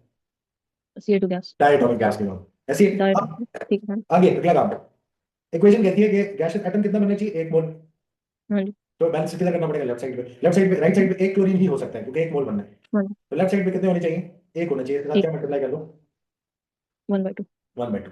This equation represents enthalpy change of atomisation of chlorine. ठीक है, इसी तरह अब आपसे बोलता है कि delta is not of atomisation of bromine, लिख के दिखाओ। तो कैसे लिखेंगे? रिवर्स में बनाया करो इक्वेशन, जहां बोलते हो ना रिवर्स में बनाए वहां रिवर्स में बनाए। क्या बनना चाहिए जी? ब्रोमीन है तो 1Br गैस। यस, 1 ब्रोमीन का गैसियस एटम, 1 मोल हाँ जी। ब्रोमीन का गैसियस एटम बनेगा। देखो एटम तो हमारे पास किसी भी एलिमेंट के जो भी आपके पास सिंगल यूनिट्स होते हैं उनको क्या बोलते हैं? एटम्स बोलते हैं। एटम। ठीक है, अब रूम टेम्परेचर पे ब्रोमीन अकेला एग्जिस्ट नहीं कर सकता, दो ब्रोमीन पेयर अप हो हाँ गए, जी। ब्रोमीन का पूरा मॉलिक्यूल की फॉर्म में एग्जिस्ट करते हैं। ठीक है ना? ठीक है। बट एटम्स तो पता है ना हाँ क्या जी। होता है, एटम एक single unit of that element है। हाँ ठीक है, तो गैसियस आइटम बनाने को मुश्किल काम नहीं है, आराम से बना सकते। तो हमारे पास 1 मोल ब्रोमीन का गैसियस आइटम बने, किससे बने? जी। From elements Br2 under standard gas. Condition. तो एलिमेंट तो ब्रोमीन है और Br2 लिक्विड की फॉर्म में होता है रूम टेम्परेचर कंडीशन। हाँ देखो। जी, ठीक है। ठीक तो बैलेंस करो इसको। तो 1 मोल बनना चाहिए था, लेफ्ट साइड पे 2 ब्रोमीन है, राइट साइड पे 1 ब्रोमीन है, तो लेफ्ट साइड पे क्या करेंगे? वन है। By two divided by 1/2। Multiply by 1/2। Yes, तो हमारे पास आगे कहते हैं delta is not of atomisation of oxygen, लिख के दिखाएं O2 गैस। लिखो जल्दी से। एरो प्रोडक्ट बनेगा हमारे पास O 1O gas. 1 mole of मतलब ऑक्सीजन ये का क्या है? Gaseous atom. Yes। और ये बनेगा उसके एलिमेंट से जो कि है O2 gas under standard conditions. Yes, balance करो जरा। 1/2 से मल्टीप्लाई करेंगे। जी, बैलेंस हो गया। ये किसको रिप्रेजेंट करिए हाँ। Equation? 1 mole gaseous atom of oxygen बन रहा है फ्रॉम ऑक्सीजन का डायटोमिक मॉलिक्यूल, गैसियस मॉलिक्यूल। हाँ। ठीक है, अब जरूरी नहीं है सिर्फ गैसेस हो या लिक्विड हो, कोई सॉलिड भी हो सकता है। फॉर एग्जांपल वो कहता है जी delta is not of atomisation of sodium, लिख के दिखाएंगे। आपने बतानी है, मुझे लगता है आपको ये समझ आ गया होगा, आपने बतानी है। हाँ जी। 1 मोल ऑफ सोडियम बनेगा विच इज क्या सॉल्यूबल स्टेट होनी इन ए चाहिए? सॉल्यूट। अच्छा हाँ गैस होनी चाहिए गैस Yes, बनेगी। 1 मोल सोडियम का गैसियस एटम बनेगा। तो गैस में कैसे होगा सोडियम। तो यार आप किसी भी चीज को गैस में कन्वर्ट कर सकते हैं, सोडियम को सॉलिड से लिक्विड और में कन्वर्ट कर सकते हैं, मेल्ट कर सकते हैं। हाँ जी। इसी तरह इनफ हीट एनर्जी के साथ उसको गैस में कन्वर्ट कर सकते हैं, किसी भी एलिमेंट को गैस में कन्वर्ट कर सकते हैं। ठीक है। ठीक है, लेकिन ये गैसियस हाँ एटम किससे बनना चाहिए? इन ए सॉलिड से। Yes, 1 mole of in a solid. अब element understanding condition solid state में होते हैं, तो उधर की हाँ बात आती है। ठीक है, गैसियस आइटम बनाने, कोई भी एलिमेंट बोले उसका गैसियस आइटम बन सकता है, एनर्जी चाहिए होगी ज्यादा कम, वो डिपेंड करता है उस पर। ठीक है, इसके अलावा delta is not of atomisation of magnesium, इसकी इक्वेशन क्या बनेगी? 1 mole of Mg gas. 1 mole of बनेगा मैग्नीशियम का गैशियस एटम इस तरह बोला करो, बनेगा फ्रॉम फ्रॉम mg सॉलिड का, एलिमेंट, मतलब 1 mole of mg solid. From element under stand condition solid state में होते हैं। बैलेंस कर लें तो 1 मोल बनना चाहिए, राइट लेफ्ट साइड पे भी क्या होगा, 1 होगा। ठीक है। ठीक है ना। आपने अपने आप को इसी तरह ठीक है। समझाना है जैसे हमने डेफिनेशन याद किया, उस तरह लिखोगे ना तो फंसोगे नहीं। अच्छा एक और चीज है हमारे ठीक। पास, sulphur at room temperature condition S8 solid की फॉर्म में एग्जिस्ट करता है, अभी के लिए मैं बता रहा हूँ, ठीक है। हम्म, तो वो कहते हैं जी delta is not of atomisation of sulphur, लिख के दिखाएं जी। अ, सब वो बनेगा 1 mole of sulphur, hmm. 1 mole of gaseous atom of sulphur. Yes, 1 mole of और ये सल्फर बनेगा gaseous atom. Sulphur S8 under room conditions. Yes, जो कि S8 सॉलिड की फॉर्म में होता है under room condition and temperature. तो मुझे बताओ अब, अगर आपके पास राइट साइड पे एक मोल ही स्टैंडर्ड बनना चाहिए, कंडीशन। लेफ्ट साइड पे क्या लगाएंगे। एक लेफ्ट साइड पे लगाएंगे डिवाइडेड। चलो हिंट देता हूँ, ये देखो 1 बन गया ना ऑक्सीजन, हाँ जी। इधर भी 1 ब्रोमीन आ गया लेफ्ट साइड पे, हम्म, इधर भी 1 क्लोरीन आ गया लेफ्ट साइड पे। तो हाँ उधर जी, 8 ठीक है। सल्फर है, उसको 1 बनाने क्या करेंगे, 1/8 से डिवाइड ताकि मल्टीप्लाई। क्या हो जाए 1/8 इंटू 8 करो, नहीं देखो 1/8 इंटू हाँ 8 जी, हाँ जी, ये आपस में ठीक क्या है। हो जाता है, इज इक्वल टू 1। 1/8 इंटू 8 का मतलब क्या है, 8 डिवाइडेड बाई 8। यस। ठीक है, 1/2 इंटू 2 का क्या मतलब है। 2 डिवाइडेड बाय 2। यस। ठीक है। तो कोई भी आप अगर बनाए फ्रॉम एलिमेंट अंडरस्टैंडिंग कंडीशन, कोई भी गैसियस आइटम आप बना रहे हैं, 1 मोल गैसियस आइटम बने फ्रॉम उसके एलिमेंट, और एलिमेंट की स्टेट अंडरस्टैंडिंग कंडीशन होनी चाहिए। एक और सुन लो, पी फास्फोरस जो है वो P4 सॉलिड की फॉर्म में होता है। तो delta is not of atomisation of phosphorus, तो किस फॉर्म होता है? P4 solid. अच्छा। Phosphorus is P4 solid at room temperature conditions. 1 mole of phosphorus gaseous atom बनेगा 1 mole of phosphorus gaseous item uh, from P4 element जो कि solid से। Phosphorus है, अंडरस्टैंडिंग कंडीशन P4 सॉलिड की form में होता है। तो बैलेंस कर लो, ठीक है। ये 1 मोल बनना चाहिए वन लेफ्ट बाई साइड में, फोर से डिवाइड 1/4। और मल्टीप्लाई से। यस, क्लियर है एटमाइजेशन। हाँ। हाँ जी। नेक्स्ट, तो आपको इस तरह हर एक डेफिनेशन ऑफ एनर्जी चेंज आनी चाहिए, और उसके अलावा उनकी इक्वेशंस आनी चाहिए, इंटरप्रेट करना भी और लिखना भी आनी चाहिए। खुद से लिखना आएगी ना तो आपको देख के समझ आ जाएगी कि कौन सी इक्वेशन किसको रिप्रेजेंट करती है। एंड पे एक्सरसाइज कराऊंगा। नेक्स्ट हमारे पास है delta H not of neutralization. इसको हम बोलते हैं जी standard enthalpy change of neutralization. ठीक है, तो standard enthalpy change of neutralization, इसमें भी आपने याद रखना है कि delta H not of neutralization जो है, नेक्स्ट एनर्जी चेंज जो हमारा, ये हाँ। मेरा ख्याल है फोर्थ एनर्जी चेंज बोलते हैं। एटमाइजेशन वाज थर्ड हाँ एनर्जी जी। चेंज जो हमने पढ़ा था। ठीक है, तो फोर्थ एनर्जी चेंज जो है, इसमें आपने याद रखना है एक तो इसका भी यूनिट क्या होगा, एनर्जी चेंज है। Kilo joules per mole. ठीक है, और इसके अलावा आपने याद रखना है ऑलवेज एक्सोथर्मिक। ठीक है। ठीक है, उसकी एक रीजन है एक्सोथर्मिक क्यों होता है, क्योंकि इसमें सॉल्ट फॉर्म हो जाता है, तो बहुत ज्यादा हीट एनर्जी रिलीज होती है, यानी एक आयनिक कंपाउंड फॉर्म होता है, जिस वजह से हीट एनर्जी रिलीज होती है। डिफाइन करते हैं इसको, तो डेफिनेशन याद रखनी है आपने, delta is not of solution की डेफिनेशन क्या है। हम कहते हैं जी it is energy release, energy release, क्योंकि सिर्फ क्या है एक्सोथर्मिक, तो हमें रिलीज का लफ्ज यूज करना चाहिए। It is energy release when, आगे मैं इसको नीचे करके लिखता हूं, थोड़ा आसान होता है याद करना। 1 mole of water is formed by the reaction of an acid and an alkali। Again आगे क्या लिखेंगे, अंडरस्टैंड। Understand condition. ठीक है, तो energy change when 1 mole of water is formed from the reaction of an acid and an alkali, understand conditions। Clear है। तो इसकी एक हाँ ही जी। एग्जांपल हम लिख लेते हैं, तो बेसिकली इसकी जनरल इक्वेशन लिखें तो एसिड प्लस एल्कली का रिएक्शन होना चाहिए, और क्या बना के देंगे आपको, salt plus water, salt plus water. Water, और 1 मोल वाटर जब बनेगा तो हम उसे बोलेंगे एंथैल्पी चेंज ऑफ न्यूट्रलाइजेशन है, 1 मोल वाटर जब बनेगा। ठीक है ठीक है। ना। अब इसकी तरह एक एग्जांपल लिख लेते हैं, for example HCl plus NaOH क्या बना के देता है, NaCl plus 1 mole of NaCl plus 8। Water. Balance कर लो हाँ बाकी, जी। तो बैलेंस इक्वेशन है ये। ठीक है, हाँ इस टाइम पे जो एनर्जी चेंज होगा उसको हम क्या बोलेंगे, delta is not of neutralisation. जी, यूटिलाइजेशन। और आपने क्या देखना है, इसकी आयनिक इक्वेशन क्या होती थी न्यूट्रलाइजेशन रिएक्शंस की, याद है कुछ, H प्लस नहीं। एक्वस ठीक है।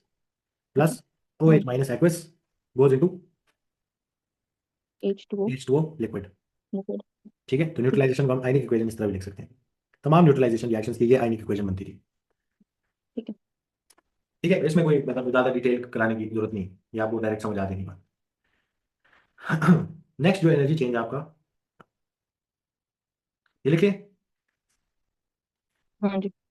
लास्ट एनर्जी चेंज जो एएस में आपने पढ़ना होता है वो है जी delta H not of reaction. Delta is not of reaction, delta is not of are.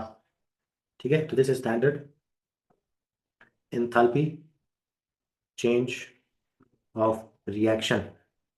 अब ये बेसिकली जनरल है, ये किसी भी के आप यूज कर सकते हो, इवन जो एनर्जी चेंजेस पढ़े हैं उनके लिए भी आप उसको delta is not of reaction बोल सकते हो, लेकिन वो स्पेसिफिक होते हैं ना हर चीज के लिए, एटमाइजेशन के लिए स्पेसिफिक है, इसलिए उसको हम delta is not of reaction बोलने के बजाय क्या बोलते थे, एटमाइजेशन बोल देते हैं। ठीक है ना, वो स्पेसिफिक है। बट कोई भी अगर रिएक्शन आपने लिखा हुआ है जिसमें प्रोडक्ट्स है और रिएक्टेंट्स हैं, उनके लिए हम जो भी एनर्जी चेंज ऑफ रिएक्शन होगा, एंथैल्पी चेंज ऑफ रिएक्शन होगा, उसको क्या बोलेंगे, delta is not of reaction. ठीक है, तो आपने याद रखना delta is not of reaction कैसी हो सकती है, क्या कोई रिएक्शन एक्सोथर्मिक हो सकता है, हाँ जी। क्या सिर्फ एक्सोथर्मिक ही हो सकता है रिएक्शन, नहीं, दोनों एंडोथर्मिक हो और सकते हैं ना। एक्सोथर्मिक अब दोनों इसका से। यूनिट तो हमें पता है, हाँ जी। किलो जूल्स पर मोल में ही होगा, लेकिन जो आपके पास इसका क्या है, एनर्जी चेंज है, तो हमारे पास एक्सो भी हो सकती है और एंडो भी हो सकती है। एंडो। एक्सो यानी नेगेटिव भी हो सकती है डेल्टा एच, और पॉजिटिव भी हो सकती है। ठीक है, एक्सो और एंडो दोनों हो सकते हैं। तो कौन सा लफ्ज यूज करेंगे एनर्जी के साथ डेफिनेशन में, change of energy. Energy change बोलेंगे। जब एक्सो एंडो दोनों हो तो एनर्जी चेंज का लफ्ज यूज करते हैं, तो हम बोलेंगे जी energy change, energy change when amount of reactions, sorry amount of reactants shown in equation react to give products, react to give products under standard conditions.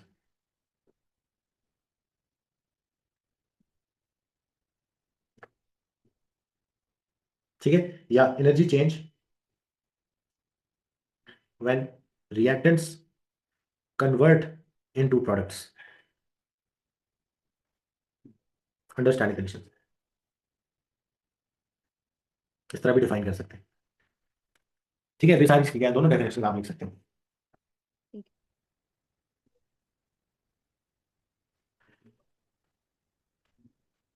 ठीक है, तो ये आपने जनरल याद रखना है, डेल्टा नॉट रिएक्शन जनरली किसी भी चीज के लिए, किसी भी रिएक्टेंट एंड प्रोडक्ट जिसमें है आपके पास कोई भी रिएक्शन है उसके लिए यूज हो सकता है। ठीक है, तो नोट अपने पास लिख लो, ये delta is not of reaction is a general term which can be used, which can be used for all types of reactions.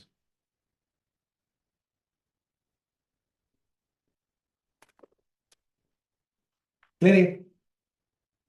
हाँ जी। तो हमने अभी तक कितने एनर्जी चेंजेस कर लिए हैं, तो इसका ना इसका जनरल डेफिनेशन लिखें तो रिएक्टेंट, फॉर एग्जांपल कोई एक रिएक्शन है A plus B goes into C plus D, तो इसका जो भी डेल्टा एच होगा उसको हम क्या बोल सकते हैं, delta is not of reaction बोल सकते हैं। इस रिएक्शन की एंथैल्पी चेंज कितनी, इसमें ओवरऑल एनर्जी चेंज कितना हो जाएगा। ठीक है। हाँ अच्छा, जी। अब जरा कुछ प्रैक्टिस करते हैं, मैं हिस्सेस लॉ पे नहीं जा रहा आज के लिए, मैं सिर्फ चाह रहा हूँ आपको ये डेफिनेशन अच्छे तरीके से याद हो जाए। तो जरा एक बार रिवाइज करते हैं। सबसे पहले हमने किया delta is not of formation. ठीक है, हाँ फॉर्मेशन हाँ क्या होती है, जब एक मोल कंपाउंड बने, वो कोवलेंट भी हो सकता है आयनिक भी हो सकता है, लेकिन एक मोल बनना चाहिए, और किससे बनना चाहिए, अपने एलिमेंट से एक अंडरस्टैंडिंग एलिमेंट है। Condition. Balancing right side yes. पे नहीं कर सकते, डेफिनेशन कहती है कि एक मोल ही बनना चाहिए, तो लेफ्ट साइड में जो भी हाँ बैलेंसिंग जी। करनी पड़ेगी लेफ्ट साइड। ठीक है, इसी तरह ठीक है। इक्वेशन इसकी लिखनी आनी चाहिए। कंबशन क्या है, स्टैंडर्ड थर्मोडायनामिक कंबशन इज के वो एनर्जी जो रिलीज होती है जब एक मोल कंपाउंड क्या करते हैं, हम कंप्लीटली बर्न करते हैं एक्सेस ऑफ ऑक्सीजन में। ठीक हाँ है, जी। तो हमारे पास एक मोल हाँ। कंपाउंड है, उसको एक्सेस ऑफ ऑक्सीजन में बर्न करेंगे, कार्बन डाइऑक्साइड प्लस वाटर, और बैलेंस करना आना चाहिए। ठीक है। एटमाइजेशन क्या है, जब एक मोल गैसियस एटम बने, किससे बने, फ्रॉम अपने element under standard conditions and ठीक है। Standard state.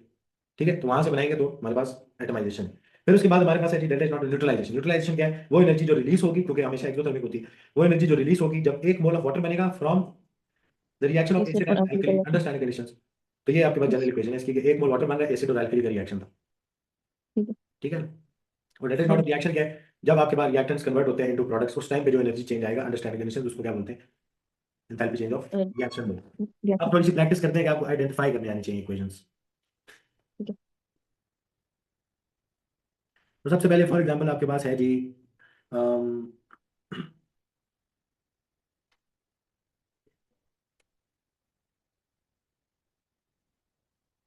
इसको अगर हम बैलेंस कर दें तो उसने आपको बैलेंस कर देता है जी।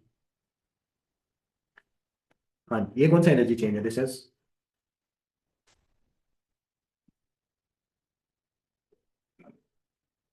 न्यूट्रल नहीं, रिएक्शन।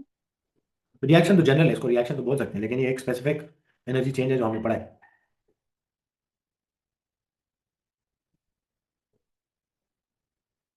पता नहीं इसमें ना वो गैस में बन रहा है ना।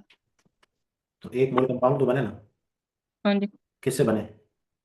अपने एलिमेंट से। Under. Standard conditions. Yes. Magnesium standard condition में मैग्नीशियम सॉलिड होता है, कार्बन कार्बन सॉलिड होता है, ऑक्सीजन O2 गैस होता है। तो ये कौन सा एनर्जी हाँ चाहिए? जी। Delta is not a formation formation. नहीं। हाँ। हम्म।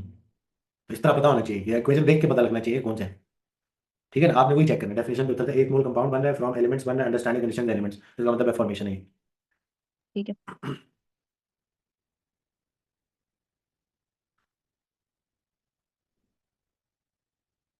ये कौन है? Delta H not of neutralisation. नहीं, दोबारा फॉर्मेशन। अच्छा। तो इसमें एक ये मोल तो। NaCl बन रहा है, एक मोल कंपाउंड बने फ्रॉम एलिमेंट्स हाँ। Understanding conditions. ठीक है। ठीक है। अच्छा, अब बताओ जरा,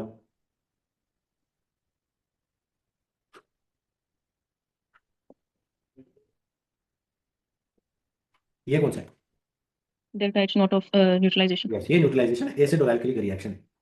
हाँ जी। ठीक है, वाटर बन रहा है। अच्छा जी, आपके पास था जी।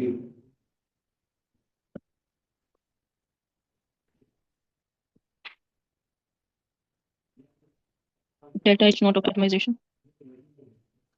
दोबारा सोचो।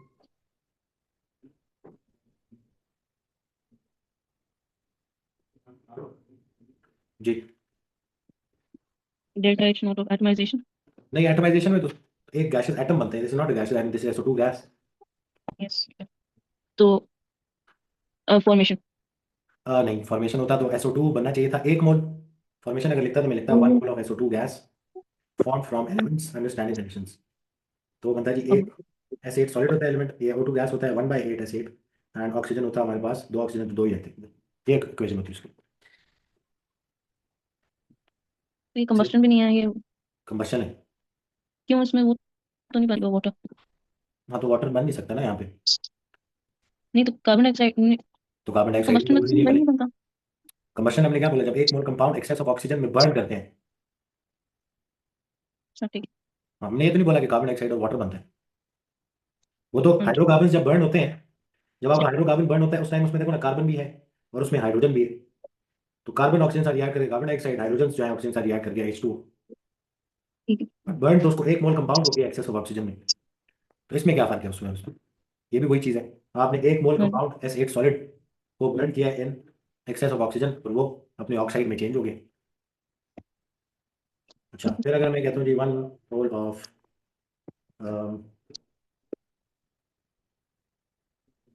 ये कौन सा एनर्जी चाहिए? 1 मोल ऑफ एटमाइजेशन। कौन सा है?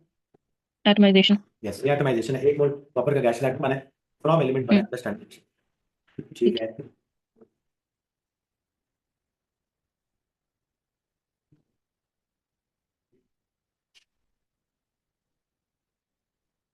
ये कौन सी है। इक्वेशन? फॉर्मेशन। यस, एक मोल आपके पास क्या बन रहा है? कंपाउंड बन रहा है C6H। फ्रॉम एलिमेंट्स हाँ जी। Understanding conditions. ठीक है, और अगर मैं ये लिखता हूँ,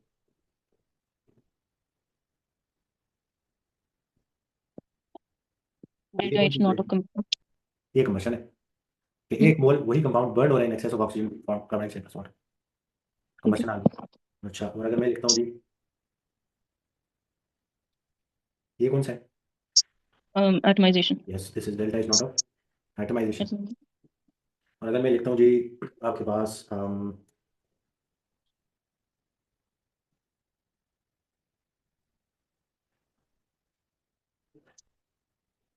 ये कौन सा है?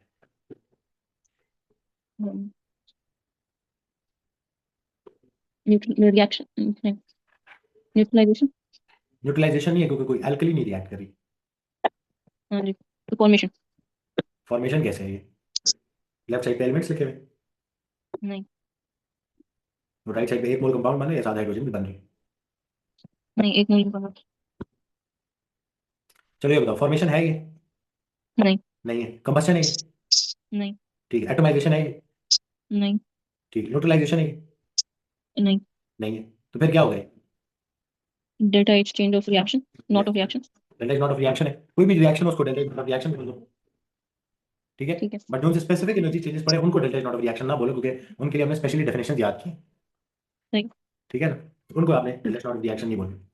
अच्छा, इससे मुझे याद आया कि एक और एनर्जी चेंज है जो हमने लिखना है, उसकी डेफिनेशन आपसे पूछेगा और आपको उसकी इक्वेशन भी लिखनी आनी चाहिए। तो इसको जरा ऐड करते हैं। तो इनको जरा बिल्कुल फिट करके याद करना है और इनकी इक्वेशन देख के आपको पहचाननी आनी चाहिए, ठीक है ना। जब डेफिनेशन अच्छे तरीके से याद होगी ना, तो आप डेफिनेशन पे देखा करेंगे, उतना रह नहीं होता। और जो इक्वेशन लिखवाएंगे उनकी प्रैक्टिस भी होगी, तो काफी होगा वो आपके लिए।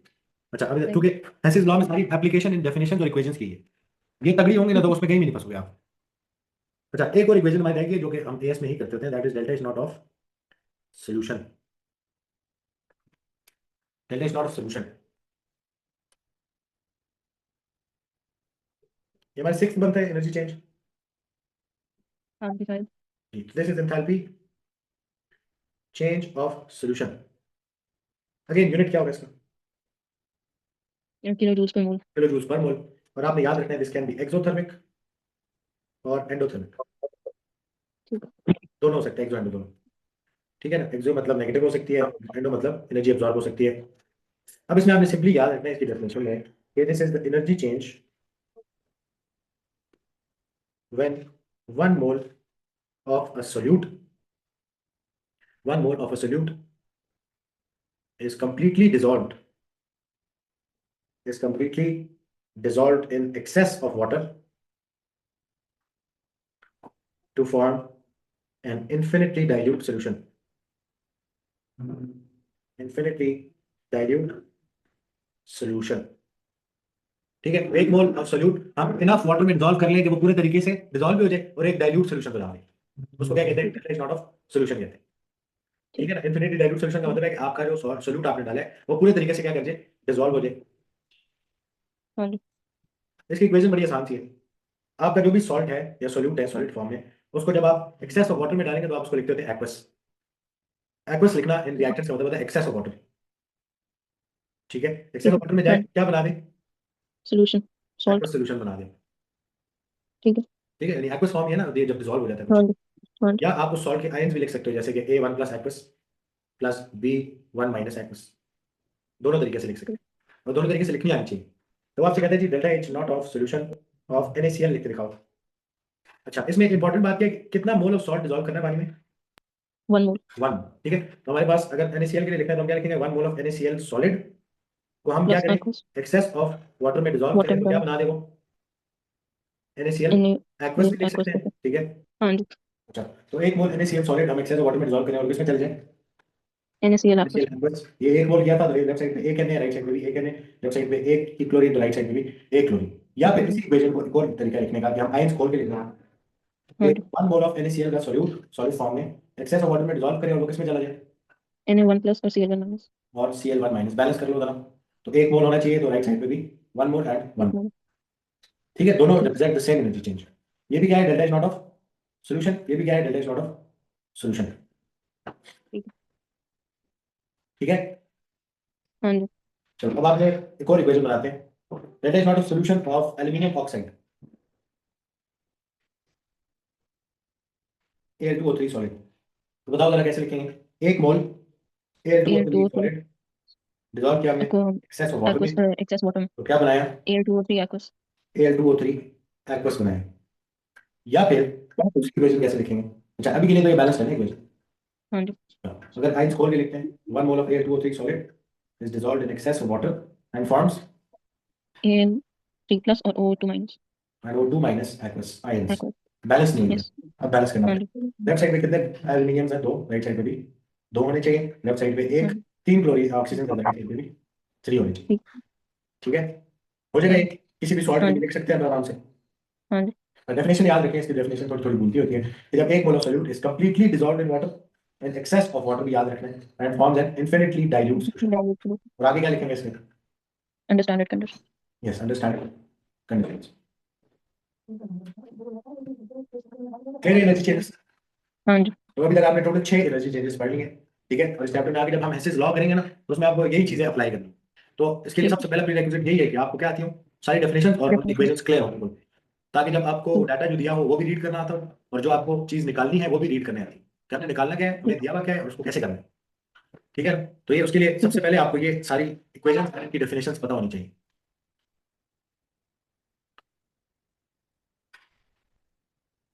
हमारे पास टोटल 6 एनर्जी चेंजेस है, उनकी एक लिस्ट बनाते हैं। सबसे पहला एनर्जी चेंजेस, सबसे पहला कौन सा पढ़ा हमने? Delta is not of formation. Formation. क्या होता है फॉर्मेशन में? 1 मोल ऑफ कंपाउंड बनता है from its elements under compound standard बनेगा conditions. From elements under standard condition, standard conditions. और कंपाउंड क्या बनना चाहिए? 1 मोल। हाँ। अच्छा, फिर सेकंड एनर्जी चेंज कौन सा पढ़ा? कंबशन। यस, कंबशन में क्या करते हैं? 1 मोल कंपाउंड को O2 गैस एक्सेस की प्रेजेंस में बर्न करते हैं, क्या बना के देते हैं? CO2 plus H। अब आपने ये CO2 क्यों लिखा है यहाँ पे? जरूरी तो नहीं है कि CO2 बने। अच्छा, अगर हाइड्रोकार्बन हो तो तब CO2 एंड H2O। ठीक है, अगर आपके पास कोई और कंपाउंड है तो जबरदस्ती नहीं CO2 और H2O बनाना, बर्न करना है उसको, उसका ऑक्साइड बनेगा बस। ठीक है। ठीक है, ठीक है। जिसमें हाइड्रोजन है साथ कंपाउंड में, उसमें आपके पास का वाटर बनेगा साथ। ठीक है, ठीक है। जिसमें नहीं है उसमें जबरदस्ती नहीं बनाना वाटर। सही। अच्छा, थर्ड एनर्जी चेंज कौन सा पढ़ा हमने? एटमाइजेशन। एटमाइजेशन क्या होती है? जब 1 मोल ऑफ गैसियस एटम बनता है अपने एलिमेंट से under standard gaseous atom conditions. बने, या 1 मोल ऑफ एटम बने in its gaseous state from ठीक है। Element it's elements under standard standard conditions. State में। फोर्थ एनर्जी चेंज कौन सा पढ़ा हमने? न्यूट्रलाइजेशन। न्यूट्रलाइजेशन। न्यूट्रलाइजेशन क्या होती है? जब एसिड डायरेक्टली रिएक्ट करें और 1 मोल कंपाउंड बना, सॉल्ट और H2O और लिक्विड बना। प्लस 1 मोल क्या बने? वाटर। वाटर बने। ठीक है, फिफ्थ एनर्जी चेंज कौन सा पढ़ा हमने? रिएक्शन। रिएक्शन क्या है? रिएक्टेंट का रिएक्टेंट से रिएक्शन हो और क्या बना दे? प्रोडक्ट। प्रोडक्ट प्लस प्रोडक्ट बना दे। ठीक है, तो ये किसी भी हाँ। जनरल रिएक्शन के लिए यूज हो सकती है, इवन न्यूट्रलाइजेशन के लिए भी यूज कर सकते हैं, लेकिन आप याद रखना है कि जो स्पेसिफिक टर्म्स पढ़ी हैं फॉर सम एनर्जी चेंजेस उनको याद रखना है, उनको उन्हीं ठीक से नोट करना है। इसके अलावा है। Solution. That is not of solution पढ़ा कि जब 1 मोल सोल्यूट एक्सेस और वाटर एक्सेस में वाटर में डिसॉल्व डायरेक्टली करके डिजॉल्व हो। किसमें भेज दें उसको? सोल्यूशन बना। एक्वस स्टेट में भेज दें। ठीक है, या एक्वस आयंस में भेज दें। ठीक है। तो दोनों तरीके से हम इसको याद कर सकते हैं, लेकिन 1 मोल सॉल्यूट डिसॉल्व होगा तब जो एनर्जी चेंज गिवन होगा किलो जूल्स में वो उसके लिए होगा। अगर आपके पास 2 मोल डिसॉल्व करें तो वही एनर्जी चेंज टाइम्स 2 हो जाएगा। सही। ठीक है ना, जैसे है ना हमारे पास that is not a formation, for example that is not a solution. 1 mole of aluminium oxide जब पानी में डिसॉल्व होकर एक्वस स्टेट में जाता है, मैं कहता हूँ जी इसकी delta not a solution is -300 kilo joules per mole. इसका क्या हाँ। मतलब है कि 1 मोल के लिए एनर्जी चेंज है -300। ठीक। तो अगर यही मैं 2 मोल ठीक है। Al2O3 पानी में डिसॉल्व करता तो कितना आता? -600। Yes, mine times 2। मैं 3 मोल करता तो हाँ। टाइम्स 3। × 3। मैं 10 मोल करता तो टाइम्स × 10। 10। यही एनर्जी चेंज हो 1 मोल का एनर्जी चेंज है वो टाइम्स 10। ठीक है, तो इसलिए यूनिट इंपॉर्टेंट ठीक है, हर एनर्जी चेंज का यूनिट किसमें देगा? किलो जूल्स पर मोल में देगा, है। कि 1 मोल ऑफ दैट सब्सटेंस के लिए। इसीलिए ये इंपॉर्टेंट है, जब मैं शॉर्टकट में लिखवा रहा हूं ना 1 मोल ऑफ कंपाउंड बन रहा है, तो पर मोल जब एलिमेंट से आपका कंपाउंड बनेगा तो कितना किलो जूल में एनर्जी चेंज आएगा? पर मोल ऑफ कंपाउंड जब आप बर्न करते हो एक्सेस ऑफ ऑक्सीजन में तो कंबशन में कितनी एनर्जी रिलीज होगी? 1 मोल जब गैशियस एटम बनाएगा, पर मोल ऑफ गैशियस एटम जब एलिमेंट से बनता है तो कितनी एनर्जी देनी पड़ती है उसको बनाने के लिए? ठीक है, पर मोल ऑफ वाटर हाँ। एसिड एल्कली जब रिएक्शन करके वाटर बनाएंगे कितना एनर्जी रिलीज होगी? ठीक है, इसी तरह 1 मोल ऑफ सोल्यूट जब पानी में डिसॉल्व होगा और एक्वस स्टेट में जाएगा तो कितनी एनर्जी रिलीज होगी, एब्जॉर्ब होगी? तो ये इंपॉर्टेंट है क्योंकि हाँ। यूनिट में आपके पास पर मोल एनर्जी चेंज दिया है, तो अगर आपके पास वही चीज 2 दफा लिखी हुई है तो आप उसको टाइम्स 2 कर दोगे, 10 दफा लिखिए टाइम्स 10 कर दोगे, क्योंकि एनर्जी चेंज जो है वो 1 मोल के लिए। तो अगर आप 10 मोल के लिए रिएक्शन कर रहे हैं तो आप 10 से मल्टीप्लाई करके यूज करें उसी स्टैंडर्ड वैल्यू। ठीक है। ठीक है ना, हाँ। तो बस आज के लिए इतना हम एंड करते हैं, कल हम स्टार्ट करेंगे अपना हेसिस लॉ। लेकिन लाजमी लाजमी आपने क्या करना है, आपने ये सारी डेफिनेशंस और इनकी शॉर्ट इक्वेशन याद एंड करें। इक्वेशंस जरा एक बार प्रैक्टिस करनी है, ताकि आपको बिल्कुल फिंगर टिप्स में डेफिनेशंस, ताकि जब मैं कल हेसिस लॉ में इसकी एप्लीकेशन कराऊं, जिसका गेम मैंने बहुत आसान तरीका बनाया है, ये बच्चों को बहुत मुश्किल लगता है चैप्टर, लेकिन इसका बड़ा आसान सा तरीका बनाया है, तो इससे घबराना नहीं है, बस एक बार अच्छी कोशिश करनी है कि डेफिनेशंस एंड उनकी इक्वेशंस बनाना और शॉर्टकट इक्वेशंस याद हो। देखो जिस जिसकी ठीक शॉर्टकट इक्वेशन याद होगी ना उसके लिए आपके लिए इक्वेशन लिखना कोई मुश्किल काम नहीं होगा। है। हाँ जी। ठीक है ना, और डेफिनेशन भी शॉर्टकट इक्वेशन से ही निकाल लो। अब जैसे ये हाँ जी। फॉर्मेशन में क्या 1 मोल कंपाउंड फॉर्म हो रहा है फ्रॉम एलिमेंट अंडरस्टैंडिंग कंडीशन, ठीक डेफिनेशन भी निकल आएगी इधर से। आपने इनको बड़ा फिंगर टिप्स पे याद रखें ताकि जब मैं कल कराऊं ना हेसिस लॉ तो आप उसमें फंसो ना। अच्छा, अब हमने करना है अपना हेसिस लॉ। ठीक है, उससे पहले आपको मैंने बताया हर एक डेफिनेशन, जितने भी एनर्जी चेंजेस पड़े हैं उनकी आपको आनी चाहिए और उनको आपको इक्वेशंस लिखनी आनी चाहिए खुद से। ठीक है ना, कि अगर वो बोले फॉर्मेशन ऑफ NaCl लिख के दिखाएं तो आपको उसकी फॉर्मेशन की इक्वेशन बनानी आनी चाहिए, एंथैल्पी चेंज ऑफ फॉर्मेशन की। इसी तरह एंथैल्पी चेंज ऑफ कंबशन की इक्वेशन आनी चाहिए, एटमाइजेशन की आनी चाहिए, न्यूट्रलाइजेशन की इक्वेशन बनानी आनी चाहिए, सबकी इक्वेशंस बनानी आनी चाहिए आप for the specific energy changes. अब हेसिस लॉ क्या कहता है? हेसिस लॉ कहता है कि अगर कोई रिएक्शन आप सिंगल स्टेप में कराएं, ठीक है, सिंगल स्टेप में एक रिएक्शन करा दें यानी रिएक्टेंट डायरेक्ट प्रोडक्ट में चला जाए, तो इसका कोई एक एनर्जी चेंज होगा, उसको मैं कह देता हूँ ΔH1। ठीक है, और वो है जी for example positive 500 kilo joules. ठीक है, ऐसे लॉ क्या कहता है पहले ये लिख रहे हैं हम। वो कहते हैं या तो ये एक सिंगल स्टेप में करा लो या मल्टीपल स्टेप्स में करा लो, 10 स्टेप में कराओ, 50 स्टेप में कराओ, मल्टीपल स्टेप्स में करा लें। यानी रिएक्टेंट पहले कन्वर्ट हो बी में, बी फिर कन्वर्ट हो सी में, सी फिर कन्वर्ट हो फाइनली प्रोडक्ट में। यानी इसमें कितने स्टेप्स हम यूज कर रहे हैं, पहले वाले में एक स्टेप में रिएक्शन हो रहा है, सेकंड वाले में पहले स्टेप 1 से बी बनता है, स्टेप 2 में बी से सी बनता है, फिर स्टेप 3 में जाके आपका प्रोडक्ट बनता है। ठीक है हाँ ना? जी। तो हेसिस लॉ क्या कहता है? हेसिस लॉ कहता है एज लॉन्ग एज जो इनिशियल कंडीशंस हैं, एज लॉन्ग एज जो इनिशियल कंडीशंस आपने दोनों रूट्स में दिए, एक सिंगल स्टेप वाला रूट है, एक मल्टीपल स्टेप्स वाला रूट है, as long as initial and final condition same है, as long as initial and final condition same है, जो एनर्जी चेंज इस सिंगल स्टेप में आ रहा है वही एनर्जी चेंज इन सारों को मिला के आना चाहिए। ठीक है। ठीक है ना? तो ये बेसिकली हाँ कह रहे जी। हैं कि आप जो मर्जी रूट ले लें, एज लॉन्ग एज रिएक्टेंट्स की जो कंडीशन है और प्रोडक्ट की जो कंडीशन है वो सेम है, तो आप वो रिएक्शन एक स्टेप में कराएं या आप वो रिएक्शन मल्टीपल स्टेप्स में कराएं, ओवरऑल एनर्जी चेंज दोनों रूट से क्या आएगा, सेम आएगा। ठीक है ना? तो हम अपने पास लिखते हैं जरा हेसिस लॉ की डेफिनेशन क्या कहती है, तो इसकी एग्जांपल भी फिर लिखेंगे, अभी कुछ भी नहीं लिखना था, सिर्फ थोड़ा रफली बता रहा हूँ।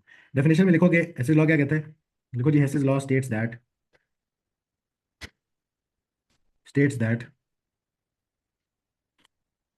The enthalpy change of a reaction is independent of the route taken as long as the initial and final conditions are same।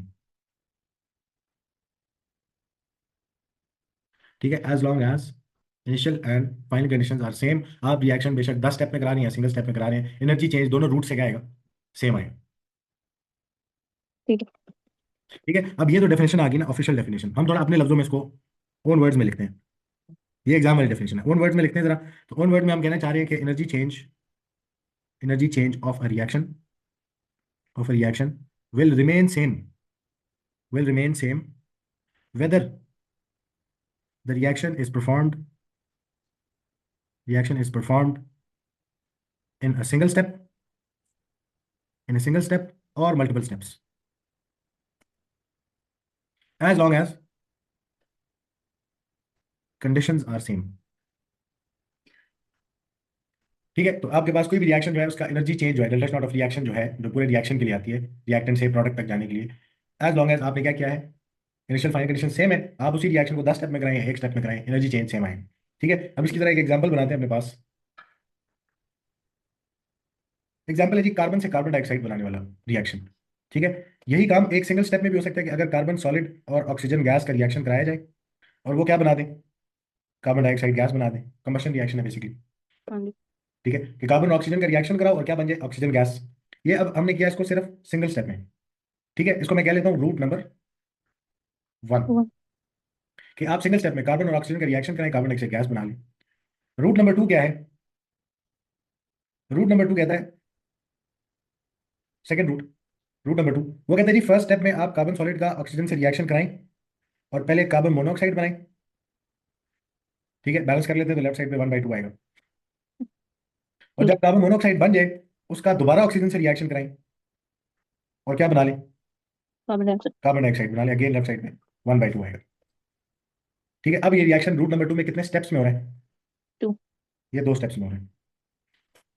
अब हेसिस लॉ क्या कहता है कि as long as initial conditions और फाइनल कंडीशन सेम है दोनों roots में, तो एनर्जी चेंज दोनों रूट्स का कितना होना चाहिए, सेम। सेम होना चाहिए। अब जरा हेसिस लॉ पे जाओ और उसमें लिख लो अपने पास हेसिस लॉ को हम अप्लाई कैसे करते हैं, तो हम हमेशा हेसिस लॉ अप्लाई करने से पहले लिखते हैं कि जी energy change of first route is equal to the energy of second root.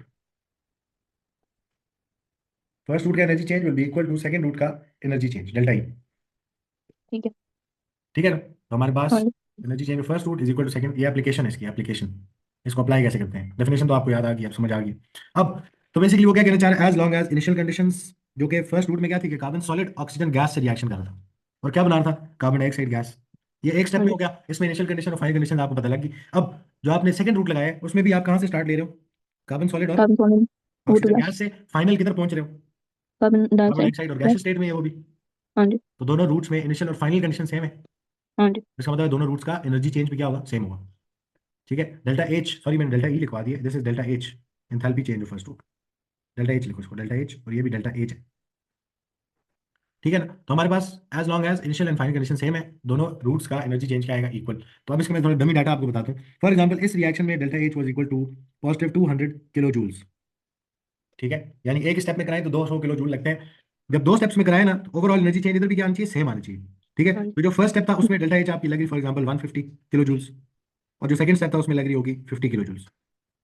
तो ओवरऑल एनर्जी चेंज कितना आएगा इस दोनों स्टेप्स को टू मिला के? Hundred 200 kilo joules. तो इधर भी तो टोटल उतनी एनर्जी लग रही है ना, सिर्फ दो स्टेप्स में करा दी।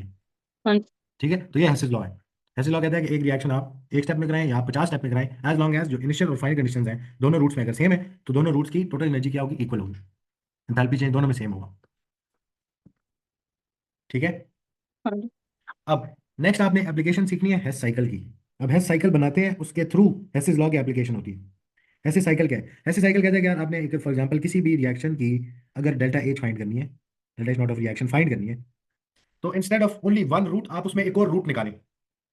ठीक है, कि आप उसको इंस्टेड ऑफ एक ही रूट में इधर से डायरेक्ट कैलकुलेट करने के बजाय आप उसके लिए एक साइकिल बनाएं। ठीक है, वो साइकिल किस तरह बनता है कि आप कह देते हैं रिएक्टेंट टू प्रोडक्ट जाने का एक तो रूट ये हो गया ना, ये वाला हाँ जी। डायरेक्ट रिएक्टेंट से प्रोडक्ट। दूसरा रूट क्या है कि पहले मैं बीच में क्या बना लूं, एक और चीज बना लूं। तो यानी मैं रिएक्टेंट से पहले प्रोडक्ट में जाने से पहले एक ये बनाऊं, फॉर एग्जांपल इसको मैं सी कह लेता हूं, पहले सी बनाऊं और फिर मैं सी से पी बनाऊं प्रोडक्ट। हाँ जी। ठीक है, हाँ तो जी। इस साइकिल में क्या हो जाएगा कि अगर हमें ये एनर्जी चेंज पता है, ये पता है, तो हम क्या कर सकेंगे, ये वाला एनर्जी चेंज फाइंड कर सकेंगे। ठीक है। ठीक है, क्योंकि हमें एक रूट तो पता है ना, दूसरा रूट हमने खुद से निकाला, ये सेकंड रूट है। हाँ जी। यहाँ से जो रास्ता जा रहा है, ये जो रास्ता जा रहा है दिस इज फर्स्ट रूट। इसी का हमने एक और रूट निकाला जो कि ये वाला रूट था, इधर से इधर चले जाओ, पहले बीच में सी बना लो। हाँ अगेन जी। इनिशियल और फाइनल कंडीशन दोनों रूट से क्या आ रही है, सेम। सेम। तो दोनों का डेल्टा एच क्या होना चाहिए, इक्वल। तो कोई भी एक इक्वल अननोन है। होगा ना, तो हम उसको फाइंड कर लिया करेंगे। ठीक है। ठीक है, इस तरह हमारे पास हमारा हेस साइकिल बनाते होते हैं कि कोई भी रिएक्शन दिया हुआ है और उसके लिए कुछ निकलवा रहा है आपसे एनर्जी चेंज, तो आप क्या करते हो, आप उस रिएक्शन के साथ पहले एक और रूट निकालते हो उसमें से, कि एक और रूट से भी उस चीज को बनाया जा सकता है।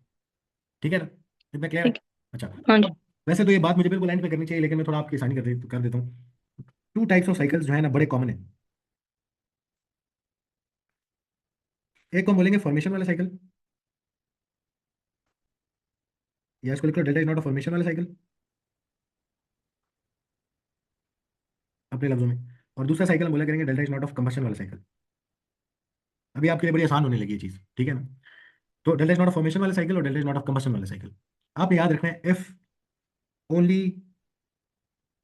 द वैल्यूज, या if all the values in the data, if all the values in the data represent या are of delta H not of formation of reactants and products,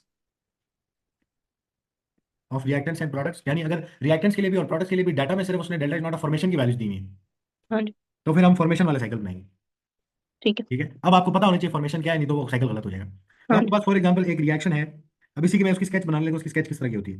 आपके पास एक रिएक्शन है, वो है जी ए प्लस बी गोज इनटू सी। आपने इसका delta is not of reaction for example find करना है। डाटा जो था ठीक है। आपके पास, उस सारे डाटा में उसने आपको delta is not of formation दे दी, ए की भी दे दी, बी की भी दे दी, सी की भी दे दी। यूनिट क्या होता है, किलो जूल्स प्रमोद। पर मोल। यानी एक मोल ऑफ ए जब फॉर्म होगा किससे, अपने एलिमेंट से। From element understanding conditions. तो वो कहते हाँ हैं जी। कि इसमें फॉर एग्जांपल 200 किलो जूल लगते हैं। ठीक है, इसमें -350 किलो जूल लगते हैं, इसमें आपके पास -500 किलो जूल लगते हैं। इस तरह वो आपको अगर सिर्फ फॉर्मेशन की values for all the reactants and products दे रहे हैं, तो आपने फॉर्मेशन हाँ वाला जी। साइकिल बनाना है। आपने क्या करना है, आपने अपना जो मेन रिएक्शन है उसको क्या करना है, बॉक्स आउट करके इसका एक और रूट निकालने लगे हम। अब इसको ठीक है। आपस में कनेक्ट करेंगे, हम नीचे एक थर्ड बॉक्स बनाएंगे, उसके साथ कनेक्ट करना चाहते हैं कि एक और रूट क्या बनता है। तो जब भी फॉर्मेशन की वैल्यूज है सारी, तो आप नीचे जाके चुप करके क्या लिख लो, एलिमेंट्स। एलिमेंट। और ओके। इन एलिमेंट से ए को भी फॉर्म कराओ, बी को भी फॉर्म कराओ और सी को भी फॉर्म कराओ। ठीक है। ठीक है, क्योंकि हम्म, फॉर्मेशन की वैल्यूज दी हुई है ना। हाँ जी। बेटा क्या कह रहे हैं, एक मोल ए फॉर्म हो फ्रॉम एलिमेंट अंडरस्टैंडिंग कंडीशन तो इतना एनर्जी आता है। हाँ जी। ठीक है, तो हमने क्या किया, हमने नीचे एलिमेंट से इसको क्या कर दिया, ज्वाइन कर दिया। दूसरा रूट क्या निकाल रहे हैं कि एक तो ये है ना कि ए बी का रिएक्शन और सी में चले जाए। एक और हाँ रूट जी। ये है कि आप क्या करो, एलिमेंट से इंसान को बना लो। ठीक है। ठीक है, तो हमारे पास एक और रूट आ रहा है, तो हम कहेंगे जी एलिमेंट से अगर एक मोल ए बने तो तब कितना एनर्जी चेंज है, एलिमेंट से अगर एक मोल बी बने तब कितना एनर्जी चेंज है, एलिमेंट से एक मोल सी बने तब कितना एनर्जी चेंज है। ये सारी वैल्यूज मुझे सर, पता एलिमेंट्स तो ए और बी नहीं है। है। अरे भाई ये रिएक्टेंट्स हैं और सी तो प्रोडक्ट वो है। एलिमेंट से ही बनता है ना कंपाउंड। जी एलिमेंट से बनता है ना कंपाउंड, तो जी जी। सी अगर कंपाउंड है तो ए और तो बी एलिमेंट्स रिएक्टेंट होने ये चाहिए ना। सिर्फ डमी रिएक्टेंट्स हैं, for example A is NaCl, हाँ जी। बी इज कार्बन डाइऑक्साइड, उन दोनों का रिएक्शन हो रहा है और सी में आपके पास वो बन गया सोडियम कार्बोनेट बन गया फॉर एग्जांपल। ठीक है, सिर्फ ठीक। स्केचिंग के लिए कि ये रिएक्टेंट्स है, ये रिएक्टेंट ए है, ये रिएक्टेंट बी है, ये प्रोडक्ट सी है। ठीक है। ठीक है ना, ए हाँ इज जी। Not an element, B is not an element, C is not an element, सिर्फ डिनोट ए बी सी से कर रहे हैं हम इनको, रिएक्टेंट्स एंड प्रोडक्ट्स हैं। इन्हीं ठीक। रिएक्टेंट्स एंड प्रोडक्ट्स को हम बना सकते हैं फ्रॉम एलिमेंट्स जब फॉर्मेशन की वैल्यू नहीं। सही है। ठीक है, तो सारों के लिए सिर्फ फॉर्मेशन गिवन है, तो नीचे एलिमेंट्स लिखो और उनको बनाना शुरू कर दो फ्रॉम एलिमेंट्स। एरो किस तरफ जाएगा कि एलिमेंट से फॉर्म हो रहा हूँ 1 मोल ए, तो ए पर मोल ऑफ ए बनने के लिए कितनी energy, 200 two kilo joule. Hundred kilo joule. तो हम लिख लेंगे जी 200 किलो जूल इधर लगती है। इसी तरह पर मोल ऑफ बी बनने के लिए 1 मोल बी बनाया आपने इधर, माइनस माइनस 350 किलो जूल। इसी तरह 1 मोल सी बनने के लिए 500 किलो जूल्स माइनस में। ठीक है, हाँ जी। तो अब आपने इसके बाद क्या करना है, तो ये फॉर्मेशन का साइकिल इस तरह हुआ करेगा। तो सिंपल ठीक। लफ्जों में अगर देखें तो delta is not of formation दी हुई है, तो आपके पास रिएक्टेंट्स को बॉक्स आउट करो, प्रोडक्ट्स को बॉक्स आउट करो, ये delta is not of reaction आप निकालनी है। नीचे क्या लिखेंगे, एलिमेंट्स लिख लेंगे, एलिमेंट। और उन एलिमेंट्स इनको क्या कर लेंगे, फॉर्म कर लेंगे, ऊपर की तरफ एरोज बनेंगे अपवर्ड डायरेक्शन में। ठीक है। ठीक है, कि एलिमेंट से फॉर्म हो रहे हैं अपवर्ड एरोज बनेंगे।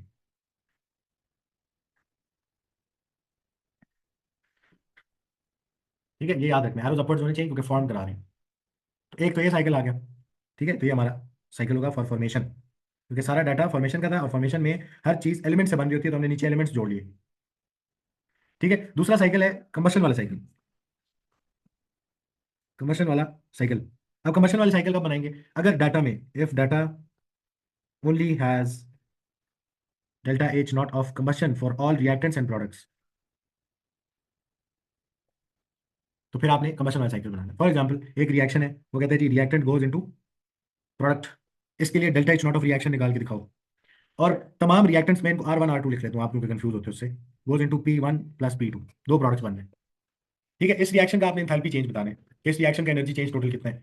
और डाटा में फॉर हेल्प उसने सिर्फ आपको कंबशन की वैल्यूज दी है, तो आप क्या करेंगे, अगेन आप बॉक्स आउट करेंगे सारों को। अब किससे ज्वाइन कर सकते हैं, उसने आपको आर के लिए भी कंबशन की वैल्यू दी है, R2 के लिए भी कंबशन की वैल्यू दी है, delta not of combustion of R2 दी है, delta not of combustion of P1 दी है, delta not of combustion of P2 दी है। तो आप सोचेंगे यार सारे कंबशन वाली वैल्यूज हैं, कंबशन में इन सब के क्या कॉमन होगा, oxygen. Carbon dioxide and water, water. Oxygen he burn हो रहे हैं ना सारे, सबको हाँ बर्न जी। करेंगे तो क्या रिलीज होगी, carbon dioxide plus water. Water. तो हम नीचे जाके क्या लिख लें, कार्बन डाइऑक्साइड प्लस वाटर, कि 1 मोल R1 बर्न हो तो वो कन्वर्ट हो जाएगा कार्बन डाइऑक्साइड प्लस वाटर में, 1 मोल R2 बर्न हो अगर उसके लिए भी डेल्टा नॉट ऑफ कंबशन दी हुई है, तो वो कन्वर्ट हो जाएगा इनटू H2O में, sorry carbon dioxide plus H2O में, P1 बर्न होगा तो अब हमने क्या करना है, अब instead of forming all these, इन सारों को बारी बारी क्या कर देंगे जी, साइकिल कंप्लीट करने के लिए, साइकिल को कनेक्ट करने के लिए इन सबको क्या करेंगे, कंबस्ट करना शुरू कर देंगे, क्योंकि डाटा में उसने delta is not of combustion की वैल्यूज दी हुई थी, जो कि एक स्पेसिफिक एनर्जी चेंज को रिप्रेजेंट करती है, और इन सब के लिए कंबशन की वैल्यूज गिवन थी आपको। ठीक है, तो आपने R1 हाँ को जी। कंबस्ट कर दिया, अब R1 की कंबशन क्या है, R1 को इन the presence of oxygen burn किया, कार्बन डाइऑक्साइड प्लस वाटर में कन्वर्ट हो गया फॉर एग्जाम्पल। हाँ जी। ठीक है ना, तो हमें पता होना चाहिए एनर्जी चेंज क्या है, किस चीज को रिप्रेजेंट करता है। तो सबकी कंबशन की वैल्यूज का मतलब क्या है, सब कंबस्ट होकर कार्बन डाइऑक्साइड प्लस वाटर में जा रहे हैं, तो हमने कार्बन डाइऑक्साइड प्लस हम्म। वाटर नीचे लिखा, सबका delta not of combustion use करते हुए, इस एनर्जी चेंज को यूज करते हुए बारी बारी हर एक का एक एक मोल क्या करा दिया, कंबस्ट करा दिया, और साइकिल कनेक्ट हो गया। ठीक है, ठीक। तो ये हमारे पास क्या आएंगे, इधर डाउनवर्ड एरोज आते हैं, तो ये हमारे पास दूसरा साइकिल बन गया। अब इस पे हेसिस लॉ कैसे अप्लाई होगा तो उस पे आते हैं थोड़ी देर में, लेकिन उससे पहले एक जरा छोटी सी एग्जांपल है, उसको देखते हैं। उसमें ही आपको क्या सिखा दूंगा, साथ ही हेसिस लॉ की वो दिखा दूंगा एप्लीकेशन कैसे करनी है। अच्छा, इससे पहले कि हम आगे जाएं, आपने जब भी ये पूरा साइकिल बना लेना है, कनेक्ट कर लेना है, एरो सारे लग जाएंगे, तो उसके बाद अगला काम क्या हुआ करेगा, आपने क्या फाइंड करना है, तो पहले make the cycle steps to follow, make the cycle and connect arrows. ठीक है, साइकिल कंप्लीट नहीं होगा अगर आपके पास कोई भी एक बॉक्स अनकनेक्टेड रह गया, कोई एनर्जी चेंज अनकनेक्टेड रह गया। ठीक। उसके बाद identify starting point and ending point, starting point and ending point, and ending point. तो एक स्टार्टिंग पॉइंट एक एंडिंग पॉइंट आपने आइडेंटिफाई करना है। आपने याद रखना है स्टार्टिंग पॉइंट कौन सा होगा, बॉक्स वेयर या from where all arrows are outwards, ऐसा बॉक्स जिससे सिर्फ एरोज बाहर की तरफ निकल रहे हैं, या आउटवर्ड एरोज उसमें टुवर्ड्स उसके बॉक्स का कोई एरो नहीं जा रहा, तो वो एक स्टार्टिंग पॉइंट होगा। ठीक है, और एंडिंग पॉइंट क्या होगा जी, बता सकते हो आप, इसी का ऑपोजिट। जिस तरफ एरोज जा रहे होंगे। यस, जिसकी तरफ सारे एरोज जा रहे हैं उससे एरो कोई निकल ना रहा हो बाहर। ठीक है, ठीक है। तो box towards which all arrows are inwards, कोई आउटवर्ड एरो ना नहीं होना चाहिए इसका। ठीक है, तो starting point ending point identify करना हमारा दूसरा काम है, सारे एनर्जी चेंजेस लेवल करने के बाद स्टार्टिंग पॉइंट एंडिंग पॉइंट आपने इधर अब आइडेंटिफाई करना है। ये लिख लिए। हाँ जी। तो हम जाते हैं इस फॉर्मेशन वाले रिएक्शन को। देखो हमने क्या किया, हमें रिएक्शन दिया हुआ था, उसने कहा delta is not of reaction बताओ। तो मैंने उसको मार्क किया। मैंने क्या कहा जी, मेरी सारी फॉर्मेशन की वैल्यू जो मैंने नीचे एलिमेंट्स लिखे सबको ऊपर एलिमेंट से फॉर्म कराना शुरू कर दिया दूसरा रूट निकालने के लिए। अब अगला काम क्या है मेरा, इस साइकिल में क्या फाइंड करना है जी। साइकिल कंप्लीट हो गया ना, सारे एनर्जी चेंजेस मैंने मार्क कर लिए। हाँ जी। जो जो रिएक्टेंट से सबको फॉर्म करा दिया एलिमेंट से, जो प्रोडक्ट था उसको भी फॉर्म करा दिया। ये वैल्यू अननोन है, इसको फाइंड करना है। बाकी हाँ सारी वैल्यूज नोन है। अब आपने क्या फाइंड करना है, स्टार्टिंग पॉइंट और एंडिंग पॉइंट। अच्छा जी, अब हमने कहा कि यार स्टार्टिंग पॉइंट कौन सा होता है। रिएक्टेंस वाला, नहीं सॉरी, जिस तरफ एरोज जा रहे हैं। यस, स्टार्टिंग पॉइंट वो है जिसकी से सारे एरोज निकल रहे हैं, उसकी तरफ कोई जा नहीं रहा। अच्छा अच्छा सर। ठीक है, जिससे आउटवर्ड्स है सारे एरोज, उसकी तरफ कोई हाँ एरो जी। नहीं है, तो वो क्या है, स्टार्टिंग पॉइंट है। तो स्टार्टिंग हमारे पास पॉइंट। इधर तीन बॉक्सेस हैं, box one, box two, box three. इनमें से कौन सा बॉक्स ऐसा है जिससे सिर्फ एरोज बाहर की तरफ निकल रहे हैं। एलिमेंट्स वाला। हाँ बॉक्स जी, 3। एलिमेंट्स वाला, तो ये हमारा क्या हो जाएगा, स्टार्टिंग पॉइंट। ठीक है, box three is the starting point. और कौन सा बॉक्स है जिसकी तरफ सारे एरोज हैं। बॉक्स 1 और 2। अच्छा नहीं, बॉक्स वन जो है ना, उससे ये दो एरोज उसकी तरफ है, एक एरो बाहर भी निकल रहा है। अच्छा। ठीक है, जबकि जो हाँ बॉक्स जी। नंबर थ्री है उसकी तरफ है सिर्फ एरोज, उससे हाँ जी। बाहर कोई एरो नहीं निकल रहा। सही। ठीक है, तो इसका मतलब है हाँ बॉक्स जी। नंबर थ्री हमारा कौन सा होना चाहिए, तो ये हमारा एंडिंग स्टार्टिंग पॉइंट। पॉइंट है। और ये वाला बॉक्स नंबर टू, सॉरी, ये कौन सा वाला है हमारा, this is our ending ending point, point. This is ending point. तो इसमें मुश्किल बात तो नहीं है, आपने सिर्फ याद नहीं। रखना है स्टार्टिंग पॉइंट वो वाला बॉक्स होगा जहां से सारे एरोज बाहर की तरफ है, उसकी तरफ कोई एरो नहीं होना चाहिए। एंडिंग पॉइंट वो वाला है ठीक। जहां सारे एरोज क्या करें, मर्ज करें, उससे कोई बाहर एरो नहीं निकल रहा। ठीक है। ठीक है, उसकी डायरेक्शन में सारे एरोज जा रहे हैं। अच्छा, स्टार्टिंग एंडिंग पॉइंट आइडेंटिफाई करने के बाद अगला काम हुआ करेगा दो रूट्स फाइंड करना। अब आपने पहुंचना है from starting point to ending point. ठीक है, तो हम थर्ड स्टेप को जरा अपने पास बाद में लिखेंगे, पहले जरा इसको अप्लाई कर लेते हैं। तो स्टार्टिंग पॉइंट से एंडिंग पॉइंट पहुंचने के कितने तरीके हैं मेरे पास, तो इधर दो तरीके हैं। ठीक है, एक तरीका हाँ जी। क्या है कि आप डायरेक्टली इस बॉक्स से किधर जाएं, बॉक्स 2 में। बॉक्स टू में जाएं। उसमें कौन सा एनर्जी चेंज इन्वॉल्व हो रहा होगा, सिर्फ ये वाला। हाँ जी। ठीक है, आप बॉक्स नंबर थ्री से डायरेक्टली किस पे चले जाएं, बॉक्स नंबर टू पे। और आप क्या बना लोगे, सीधा सीधा सी बना लोगे। ठीक है, और उसके लिए एनर्जी चेंज फ्रॉम एलिमेंट्स कितनी चाहिए होगी, 500 किलो जूल्स सही माइनस। है। दूसरा रूट क्या है कि आप पहले बॉक्स थ्री यानी स्टार्टिंग पॉइंट से किधर जाएं, और बॉक्स 1 में। बॉक्स वन में, और फिर बॉक्स वन के बाद किधर जाएं, बॉक्स 2 में। बॉक्स टू में जाएं। तो ये हमारा सेकंड रूट होगा, तो इन दोनों को लेबल कर लेते हैं। This is the first route, C बनाने का पहला रूट। और ये सी बनाने का दूसरा रूट के पहले एलिमेंट से इन रिएक्टेंट्स को प्रोड्यूस किया जाए, इन रिएक्टेंट्स को पहले एलिमेंट से बनाया जाए, और फिर ये रिएक्टेंट्स आपस में रिएक्शन करके थ्रू दिस एनर्जी चेंज क्या बना ले, सी बना ले। हाँ जी। ठीक है, तो ये हमारा सेकंड रूट है। अब एट द ठीक। एंड हेसिस लॉ क्या कहता था कि as long as initial and final conditions are same, जो फर्स्ट रूट का एनर्जी चेंज होगा वो किसके इक्वल होना चाहिए, फर्स्ट रूट के। फर्स्ट रूट का जो एनर्जी चेंज होगा वो किसके इक्वल होना चाहिए, सेकंड रूट के। सेकंड रूट के। ठीक है, तो मुझे बताओ सेकंड रूट में कौन कौन से एनर्जी चेंजेस आते हैं। पहले तो बॉक्स थ्री से वन में जब जाएंगे तो ये दो एनर्जी चेंजेस हाँ जी। ऐसे ही। फिर जब हाँ बॉक्स जी। वन से टू की तरफ जा रहे होंगे सेकंड रूट में ही, तो आपके पास एक और ये एनर्जी चेंज आएगा। हाँ जी। तो मुझे बताओ सारे एनर्जी चेंजेस आपको पता होंगे, सिर्फ एक अननोन होगा, उसको सब्जेक्ट बना के निकाल सकेंगे फिर। हाँ जी। तो अब आपने याद रखने के क्या क्या स्टेप्स थे। सबसे पहले साइकिल बनाने, एनर्जी चेंजेस के थ्रू एरोस को कनेक्ट करना है। फिर आइडेंटिफाई करना स्टार्टिंग पॉइंट कौन सा, एंडिंग पॉइंट कौन सा है। ये आइडेंटिफाई करने के बाद find the two routes from starting point to ending point. और लास्ट स्टेप क्या होता है हमारे पास, apply Hess's law to find what unknown. ठीक है, हाँ जी। अच्छा कंबशन वाले साइकिल में भी करके देखते हैं। अच्छा जी, इधर आओ जी, दोबारा हमने सारे एनर्जी चेंजेस मार्क कर लिए। This was delta is not of combustion of R1। ये आपके पास जब R1 कंबस्ट होगा इतनी एनर्जी रिलीज होगी, ये जो भी वैल्यू है। ठीक है, इसी तरह delta is not of combustion of R2, ये इसकी जो भी वैल्यू है। Delta is not of combustion of P1, इतना एनर्जी चेंज लगेगा, इधर लगेगा delta is not of combustion of P2, पर मोल ऑफ P2 आपको इतना एनर्जी चेंज लगेगा। ये सारी एनर्जी चेंजेस हमें पता है, सिर्फ हमें delta is not of reaction नहीं पता, वो फाइंड करनी है। अगेन फर्स्ट स्टेप क्या है, आपने बॉक्सेस बना के एरो कार्टून। के थ्रू एनर्जी चेंजेस को कनेक्ट करना है। ये करने के बाद ठीक। अगला काम क्या होता है हमारे पास, starting ending starting point. Point करना है। यस, हाँ जी। तो कौन सा बॉक्स है जिससे सारे एरोस बाहर की तरफ निकल रहे हैं, इधर टोटल वन, टू और थ्री बॉक्सेस हैं। 1 बॉक्स नंबर वन है जिससे सारे एरोस बाहर निकल रहा। बाहर निकल रहे हैं, तो ये हमारा क्या हो गया, starting point. Starting point.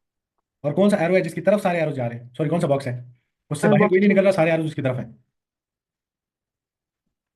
Box number three. ऐसे ही ये हमारा क्या हो गया, हाँ जी। Ending point. Ending point. अब स्टार्ट टू एंड अगला काम क्या होता है, स्टार्ट टू एंड क्या फाइंड करने, दो रूट्स फाइंड करने हैं कि स्टार्टिंग पॉइंट हाँ से जी। एंडिंग पॉइंट पहुंचने के लिए कौन से दो रूट्स लिए जा सकते हैं। तो एक रूट ठीक क्या है। है कि इस बॉक्स से डायरेक्टली इस बॉक्स पे आया जाए, ऐसे ही है। हाँ जी। उसमें कौन कौन सा एनर्जी चेंज आ जाएगा, ये वाला और ये वाला। हाँ जी। ठीक है। दूसरा रूट क्या बनता है हमारे पास, कि इधर ही इस इधर स्टार्टिंग पॉइंट से शुरू करें, पहले किधर जाए, 2 में। बॉक्स 2 में, और फिर बॉक्स 2 से किधर पहुंचे, बॉक्स 3 में। बॉक्स 3 यानी एंडिंग पॉइंट की तरफ पहुंचे।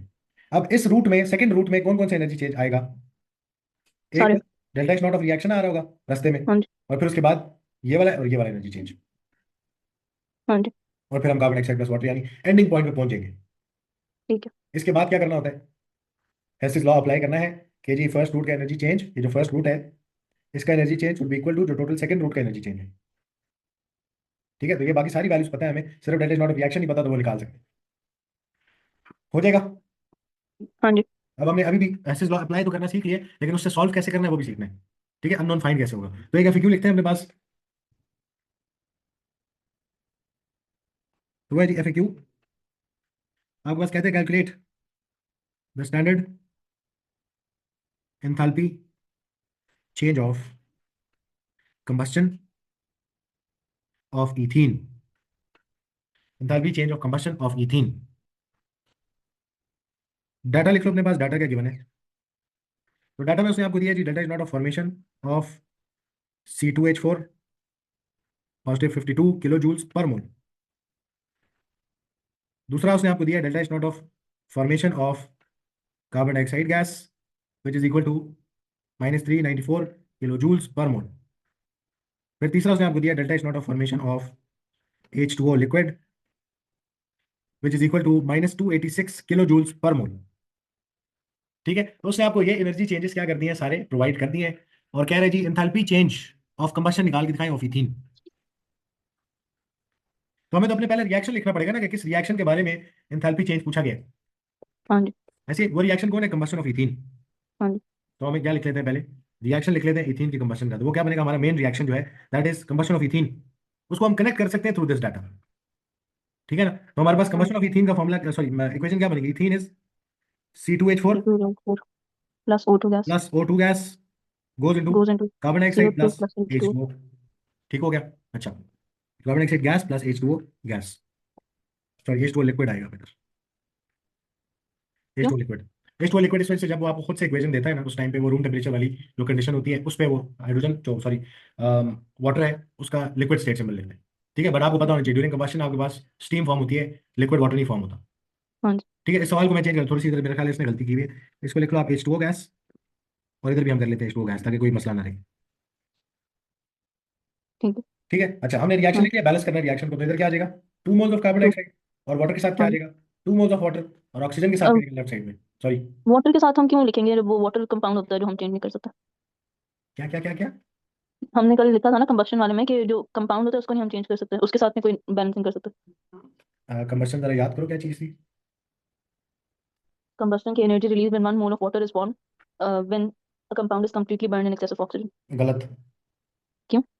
1 मोल ऑफ वाटर किधर से फॉर्म, 1 मोल ऑफ वाटर तो वो न्यूट्रलाइजेशन वाले में था, क्या हो गया, कंबशन होती है नहीं, सही 1 नहीं मोल ऑफ लिखा है हमने। कंपाउंड बर्न होता है एक्सेस ऑफ ऑक्सीजन में, अंडरस्टैंडिंग कंडीशंस। अच्छा अच्छा, ठीक है ठीक है ठीक। हाँ जी, सही। तो दोबारा देख लो, हाँ जी। ये हमने कंबशन की भी है, इसमें मैंने लिख दिया आपको लिस्ट में, ये देखो कंबशन क्या है, हाँ जी, 1 mole of compound. Okay. Burns in excess of oxygen, और वो क्या बना देते हैं, कार्बन डाइऑक्साइड प्लस वाटर। ठीक है, ठीक है। वो न्यूट्रलाइजेशन है जहाँ 1 मोल वाटर बनता है। हाँ जी सही। तो ये हमारी कंबशन वाली इक्वेशन आगे बैलेंस करो जरा इसको, ऑक्सीजन बैलेंस करना रह गया, तो 2 times 2 4 oxygen and 2 times 1 6 oxygen, left side पे क्या लग जाएगा, 3। बैलेंस हो गया इक्वेशन। हाँ जी। इधर भी स्टेट सिंबल डाल दो, मैं भूल गया। अच्छा, अब इस रिएक्शन की क्या फाइंड करनी है, delta is not of reaction, जो कि बेसिकली क्या है इधर, वो delta is not of combustion होगी, ऐसी हाँ है, जी। इसको हाँ फाइंड जी। करना है। अभी अननोन है, हमें नहीं पता इस रिएक्शन की डेल्टा एच कितनी है या ओवरऑल एंथैल्पी चेंज कितना है, तो हम क्या करेंगे, हम जाके डाटा को देखेंगे, डाटा कौन सा दिया हुआ है, ये वैल्यू फॉर्मेशन तो की दी है। वैल्यूज ऐसे है। हाँ जी। हाँ जी। अच्छा, किस किस के लिए दी हुई है, रिएक्टेंट्स और प्रोडक्ट्स के लिए दी प्रोडक्ट। है ऐसे। अच्छा, हाँ जी। क्योंकि फर्स्ट फर्स्ट सवाल है, जरा हम सारों के लिए बारी बारी इक्वेशन अपनी हेल्प के लिए लिख लेते हैं। फॉर्मेशन ऑफ C2H4 की इक्वेशन क्या बनेगी जी, कि एक मोल सी। C2H4 बने गैसियस स्टेट में from elements understanding conditions, element is carbon solid and H2 gas. H. सही। ठीक है, बैलेंस कर लें, तो हाँ। यहाँ पे 2 कार्बन और लेफ्ट साइड पे हाइड्रोजन 2 टाइम्स H2 गैस। यही एनर्जी चेंज है ना, delta is not a formation of C2H4। हाँ जी। ठीक है, दूसरा कौन है हमारे पास, formation of carbon dioxide. Formation of carbon dioxide की इक्वेशन क्या बनेगी, कि एक mole carbon dioxide gas CO2 बने from element 1 mole of carbon under standard conditions, carbon solid and O2 gas. Oxygen balance O2 कर लें गैस। तो balancing हो जाएगी, हाँ जी। यही बैलेंसिंग बनेगी। ये हाँ एनर्जी जी। चेंज किसको रिप्रेजेंट कर रहा है? ये फॉर्मेशन ऑफ कार्बन डाइऑक्साइड को। अगला है हमारे पास फॉर्मेशन ऑफ H2O, इसकी इक्वेशन लिख सकते हैं। ये 1 मोल ऑफ H2O फॉर्म हो गैसियस स्टेट में from elements under standard conditions. Elements क्या बनेंगे? हाइड्रोजन और O2 gas. Sorry, hydrogen and oxygen under standard condition, hydrogen H2 gas और O2 gas oxygen O2 O2 gas. Gas. Balance कर लें तो hydrogen ठीक है, बैलेंस्ड है। ऑक्सीजन के साथ क्या लगेगा? 1/2। हाँ जी। It is not a formation of H2O है, ठीक है। और उसके लिए ही उसने आपको ये एनर्जी चेंजेस दिए हैं कि जब ये 1 मोल C2H4 बनेगा, अपने एलिमेंट से बनेगा, उस टाइम पे एनर्जी चेंज कितना आएगा? 52 किलो जूल्स पर मोल। हाँ जी। इसी तरह 1 मोल CO2 के लिए कितना आएगा? -3 माइनस नाइन्टी। 3 1 मोल वाटर के लिए कितना आएगा? -2 माइनस 2। 86। क्या उसने सारे रिएक्टेंट्स के लिए और प्रोडक्ट्स के लिए आपको दे दिए? हाँ जी। तो एक और रिएक्टेंट भी तो है, ऑक्सीजन, हाँ जी। उसके लिए तो नहीं दिया वो। फिर क्या करें? अब साइकिल बनाएंगे। नहीं, अननोन तो ये है ना, इसको फाइंड करना है।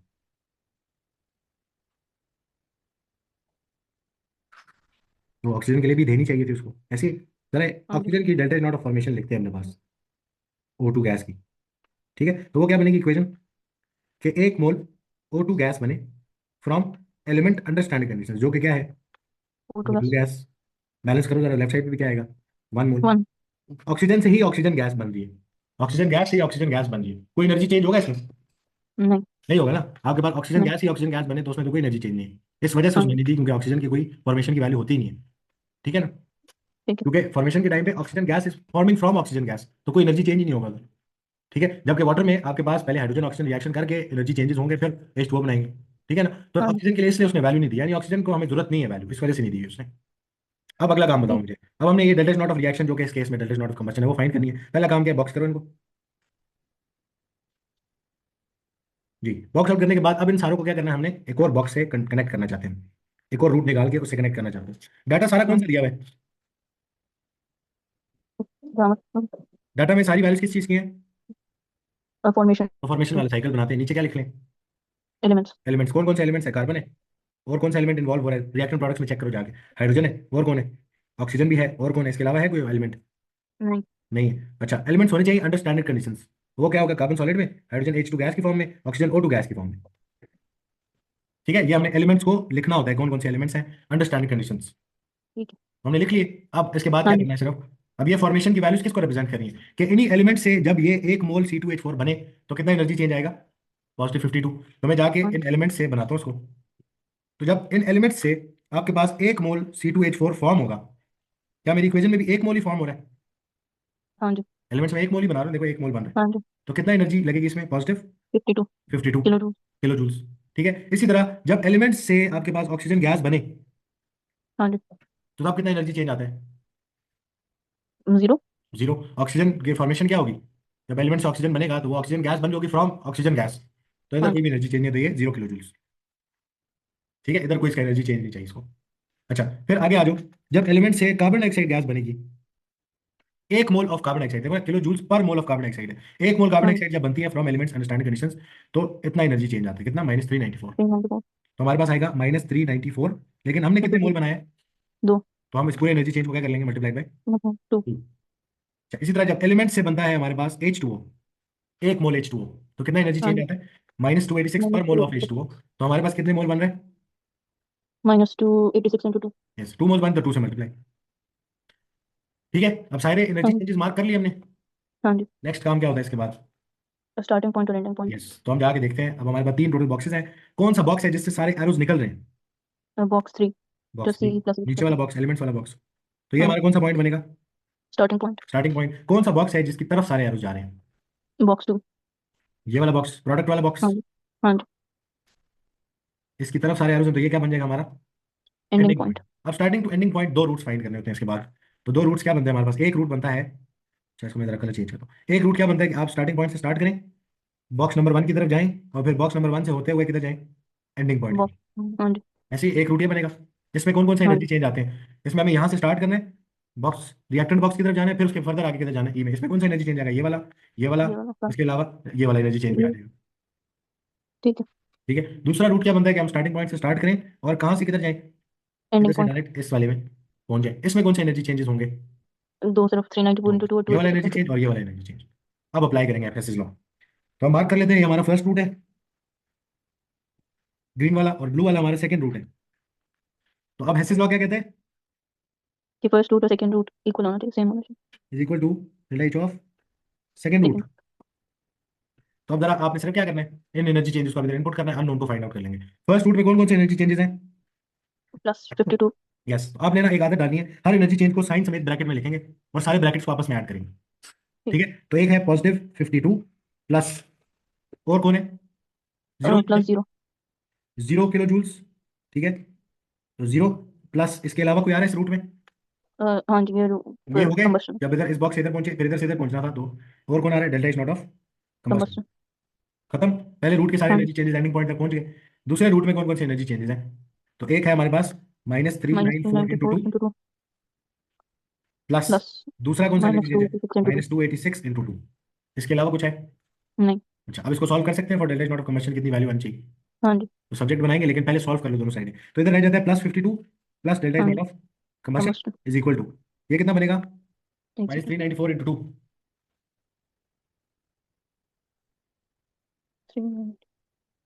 394 इंटू 2 788 बनता। यस, तो ये क्या बन जाएगा? -788। 788। अच्छा, और ये ब्रैकेट का क्या बनेगा आंसर?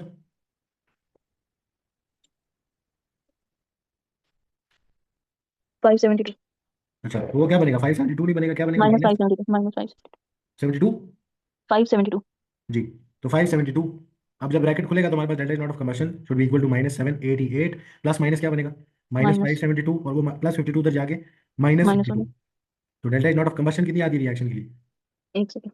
सबको आपस में माइनस करना है, तो माइनस ये 830 830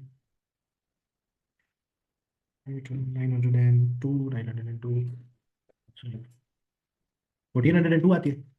1412 में। जो भी आ रही है मुझे बता दो। 1412। तो 1412 माइनस यूनिट क्या 1412 होगा? किलो जूल पर मोल। Kilo joules per mole. फिर हमने क्या कर दिया उसके लिए? सॉल्व कर दिया उसको। हाँ जी। ठीक है ना? अब ये जो हाँ जी। डाटा था, अब हमने कैसे बनाई इक्वेशन कि उसने जो रिएक्शन दिया था उसके बारे में उसने ये डाटा दिया हुआ था, फॉर्मेशन की values for all reactants and products. तो मैंने अपने पास फॉर्मेशन वाला साइकिल बनाया इस तरह की। ठीक। ठीक है, अगर वो फॉर एग्जांपल फॉर्मेशन की वैल्यूज ना देता, वो कंबशन की वैल्यू देता, फिर मैं कंबशन वाला साइकिल सोचता। मैं नीचे कार्बन प्लस वाटर लिख के ऊपर से सबको कंबास्ट करना शुरू कर देता, डाउनलोड डाटा बना के। ठीक। ठीक है ना? तो बस हाँ जी। एक ये हो गया। एक सवाल हो गया हमारा, एक और सवाल दे रहा हूँ। इसको जरा आपने अटेम्प्ट करना है, खुद करने की कोशिश करनी है। आसान सा दूंगा, ज़्यादा मुश्किल नहीं देता। तो उसने आपको एक और एफएक्यू है। वो कहता है जी CH3 solid plus 3 moles of AgF solid goes into CHF3 gas plus AgI solid, 3 मोल। ठीक है, इस रिएक्शन की delta H not of reaction find करनी है, अननोन। इस रिएक्शन की एंथैल्पी चेंज इज अननोन। और उसने आपको डाटा क्या दिया है वो मैं आपको बता देता हूँ। डाटा में उसने आपको again delta is not of formation की वैल्यूज दी हुई है किलो जूल्स पर मोल में, for CHI3 CHF3 AgF and AgI।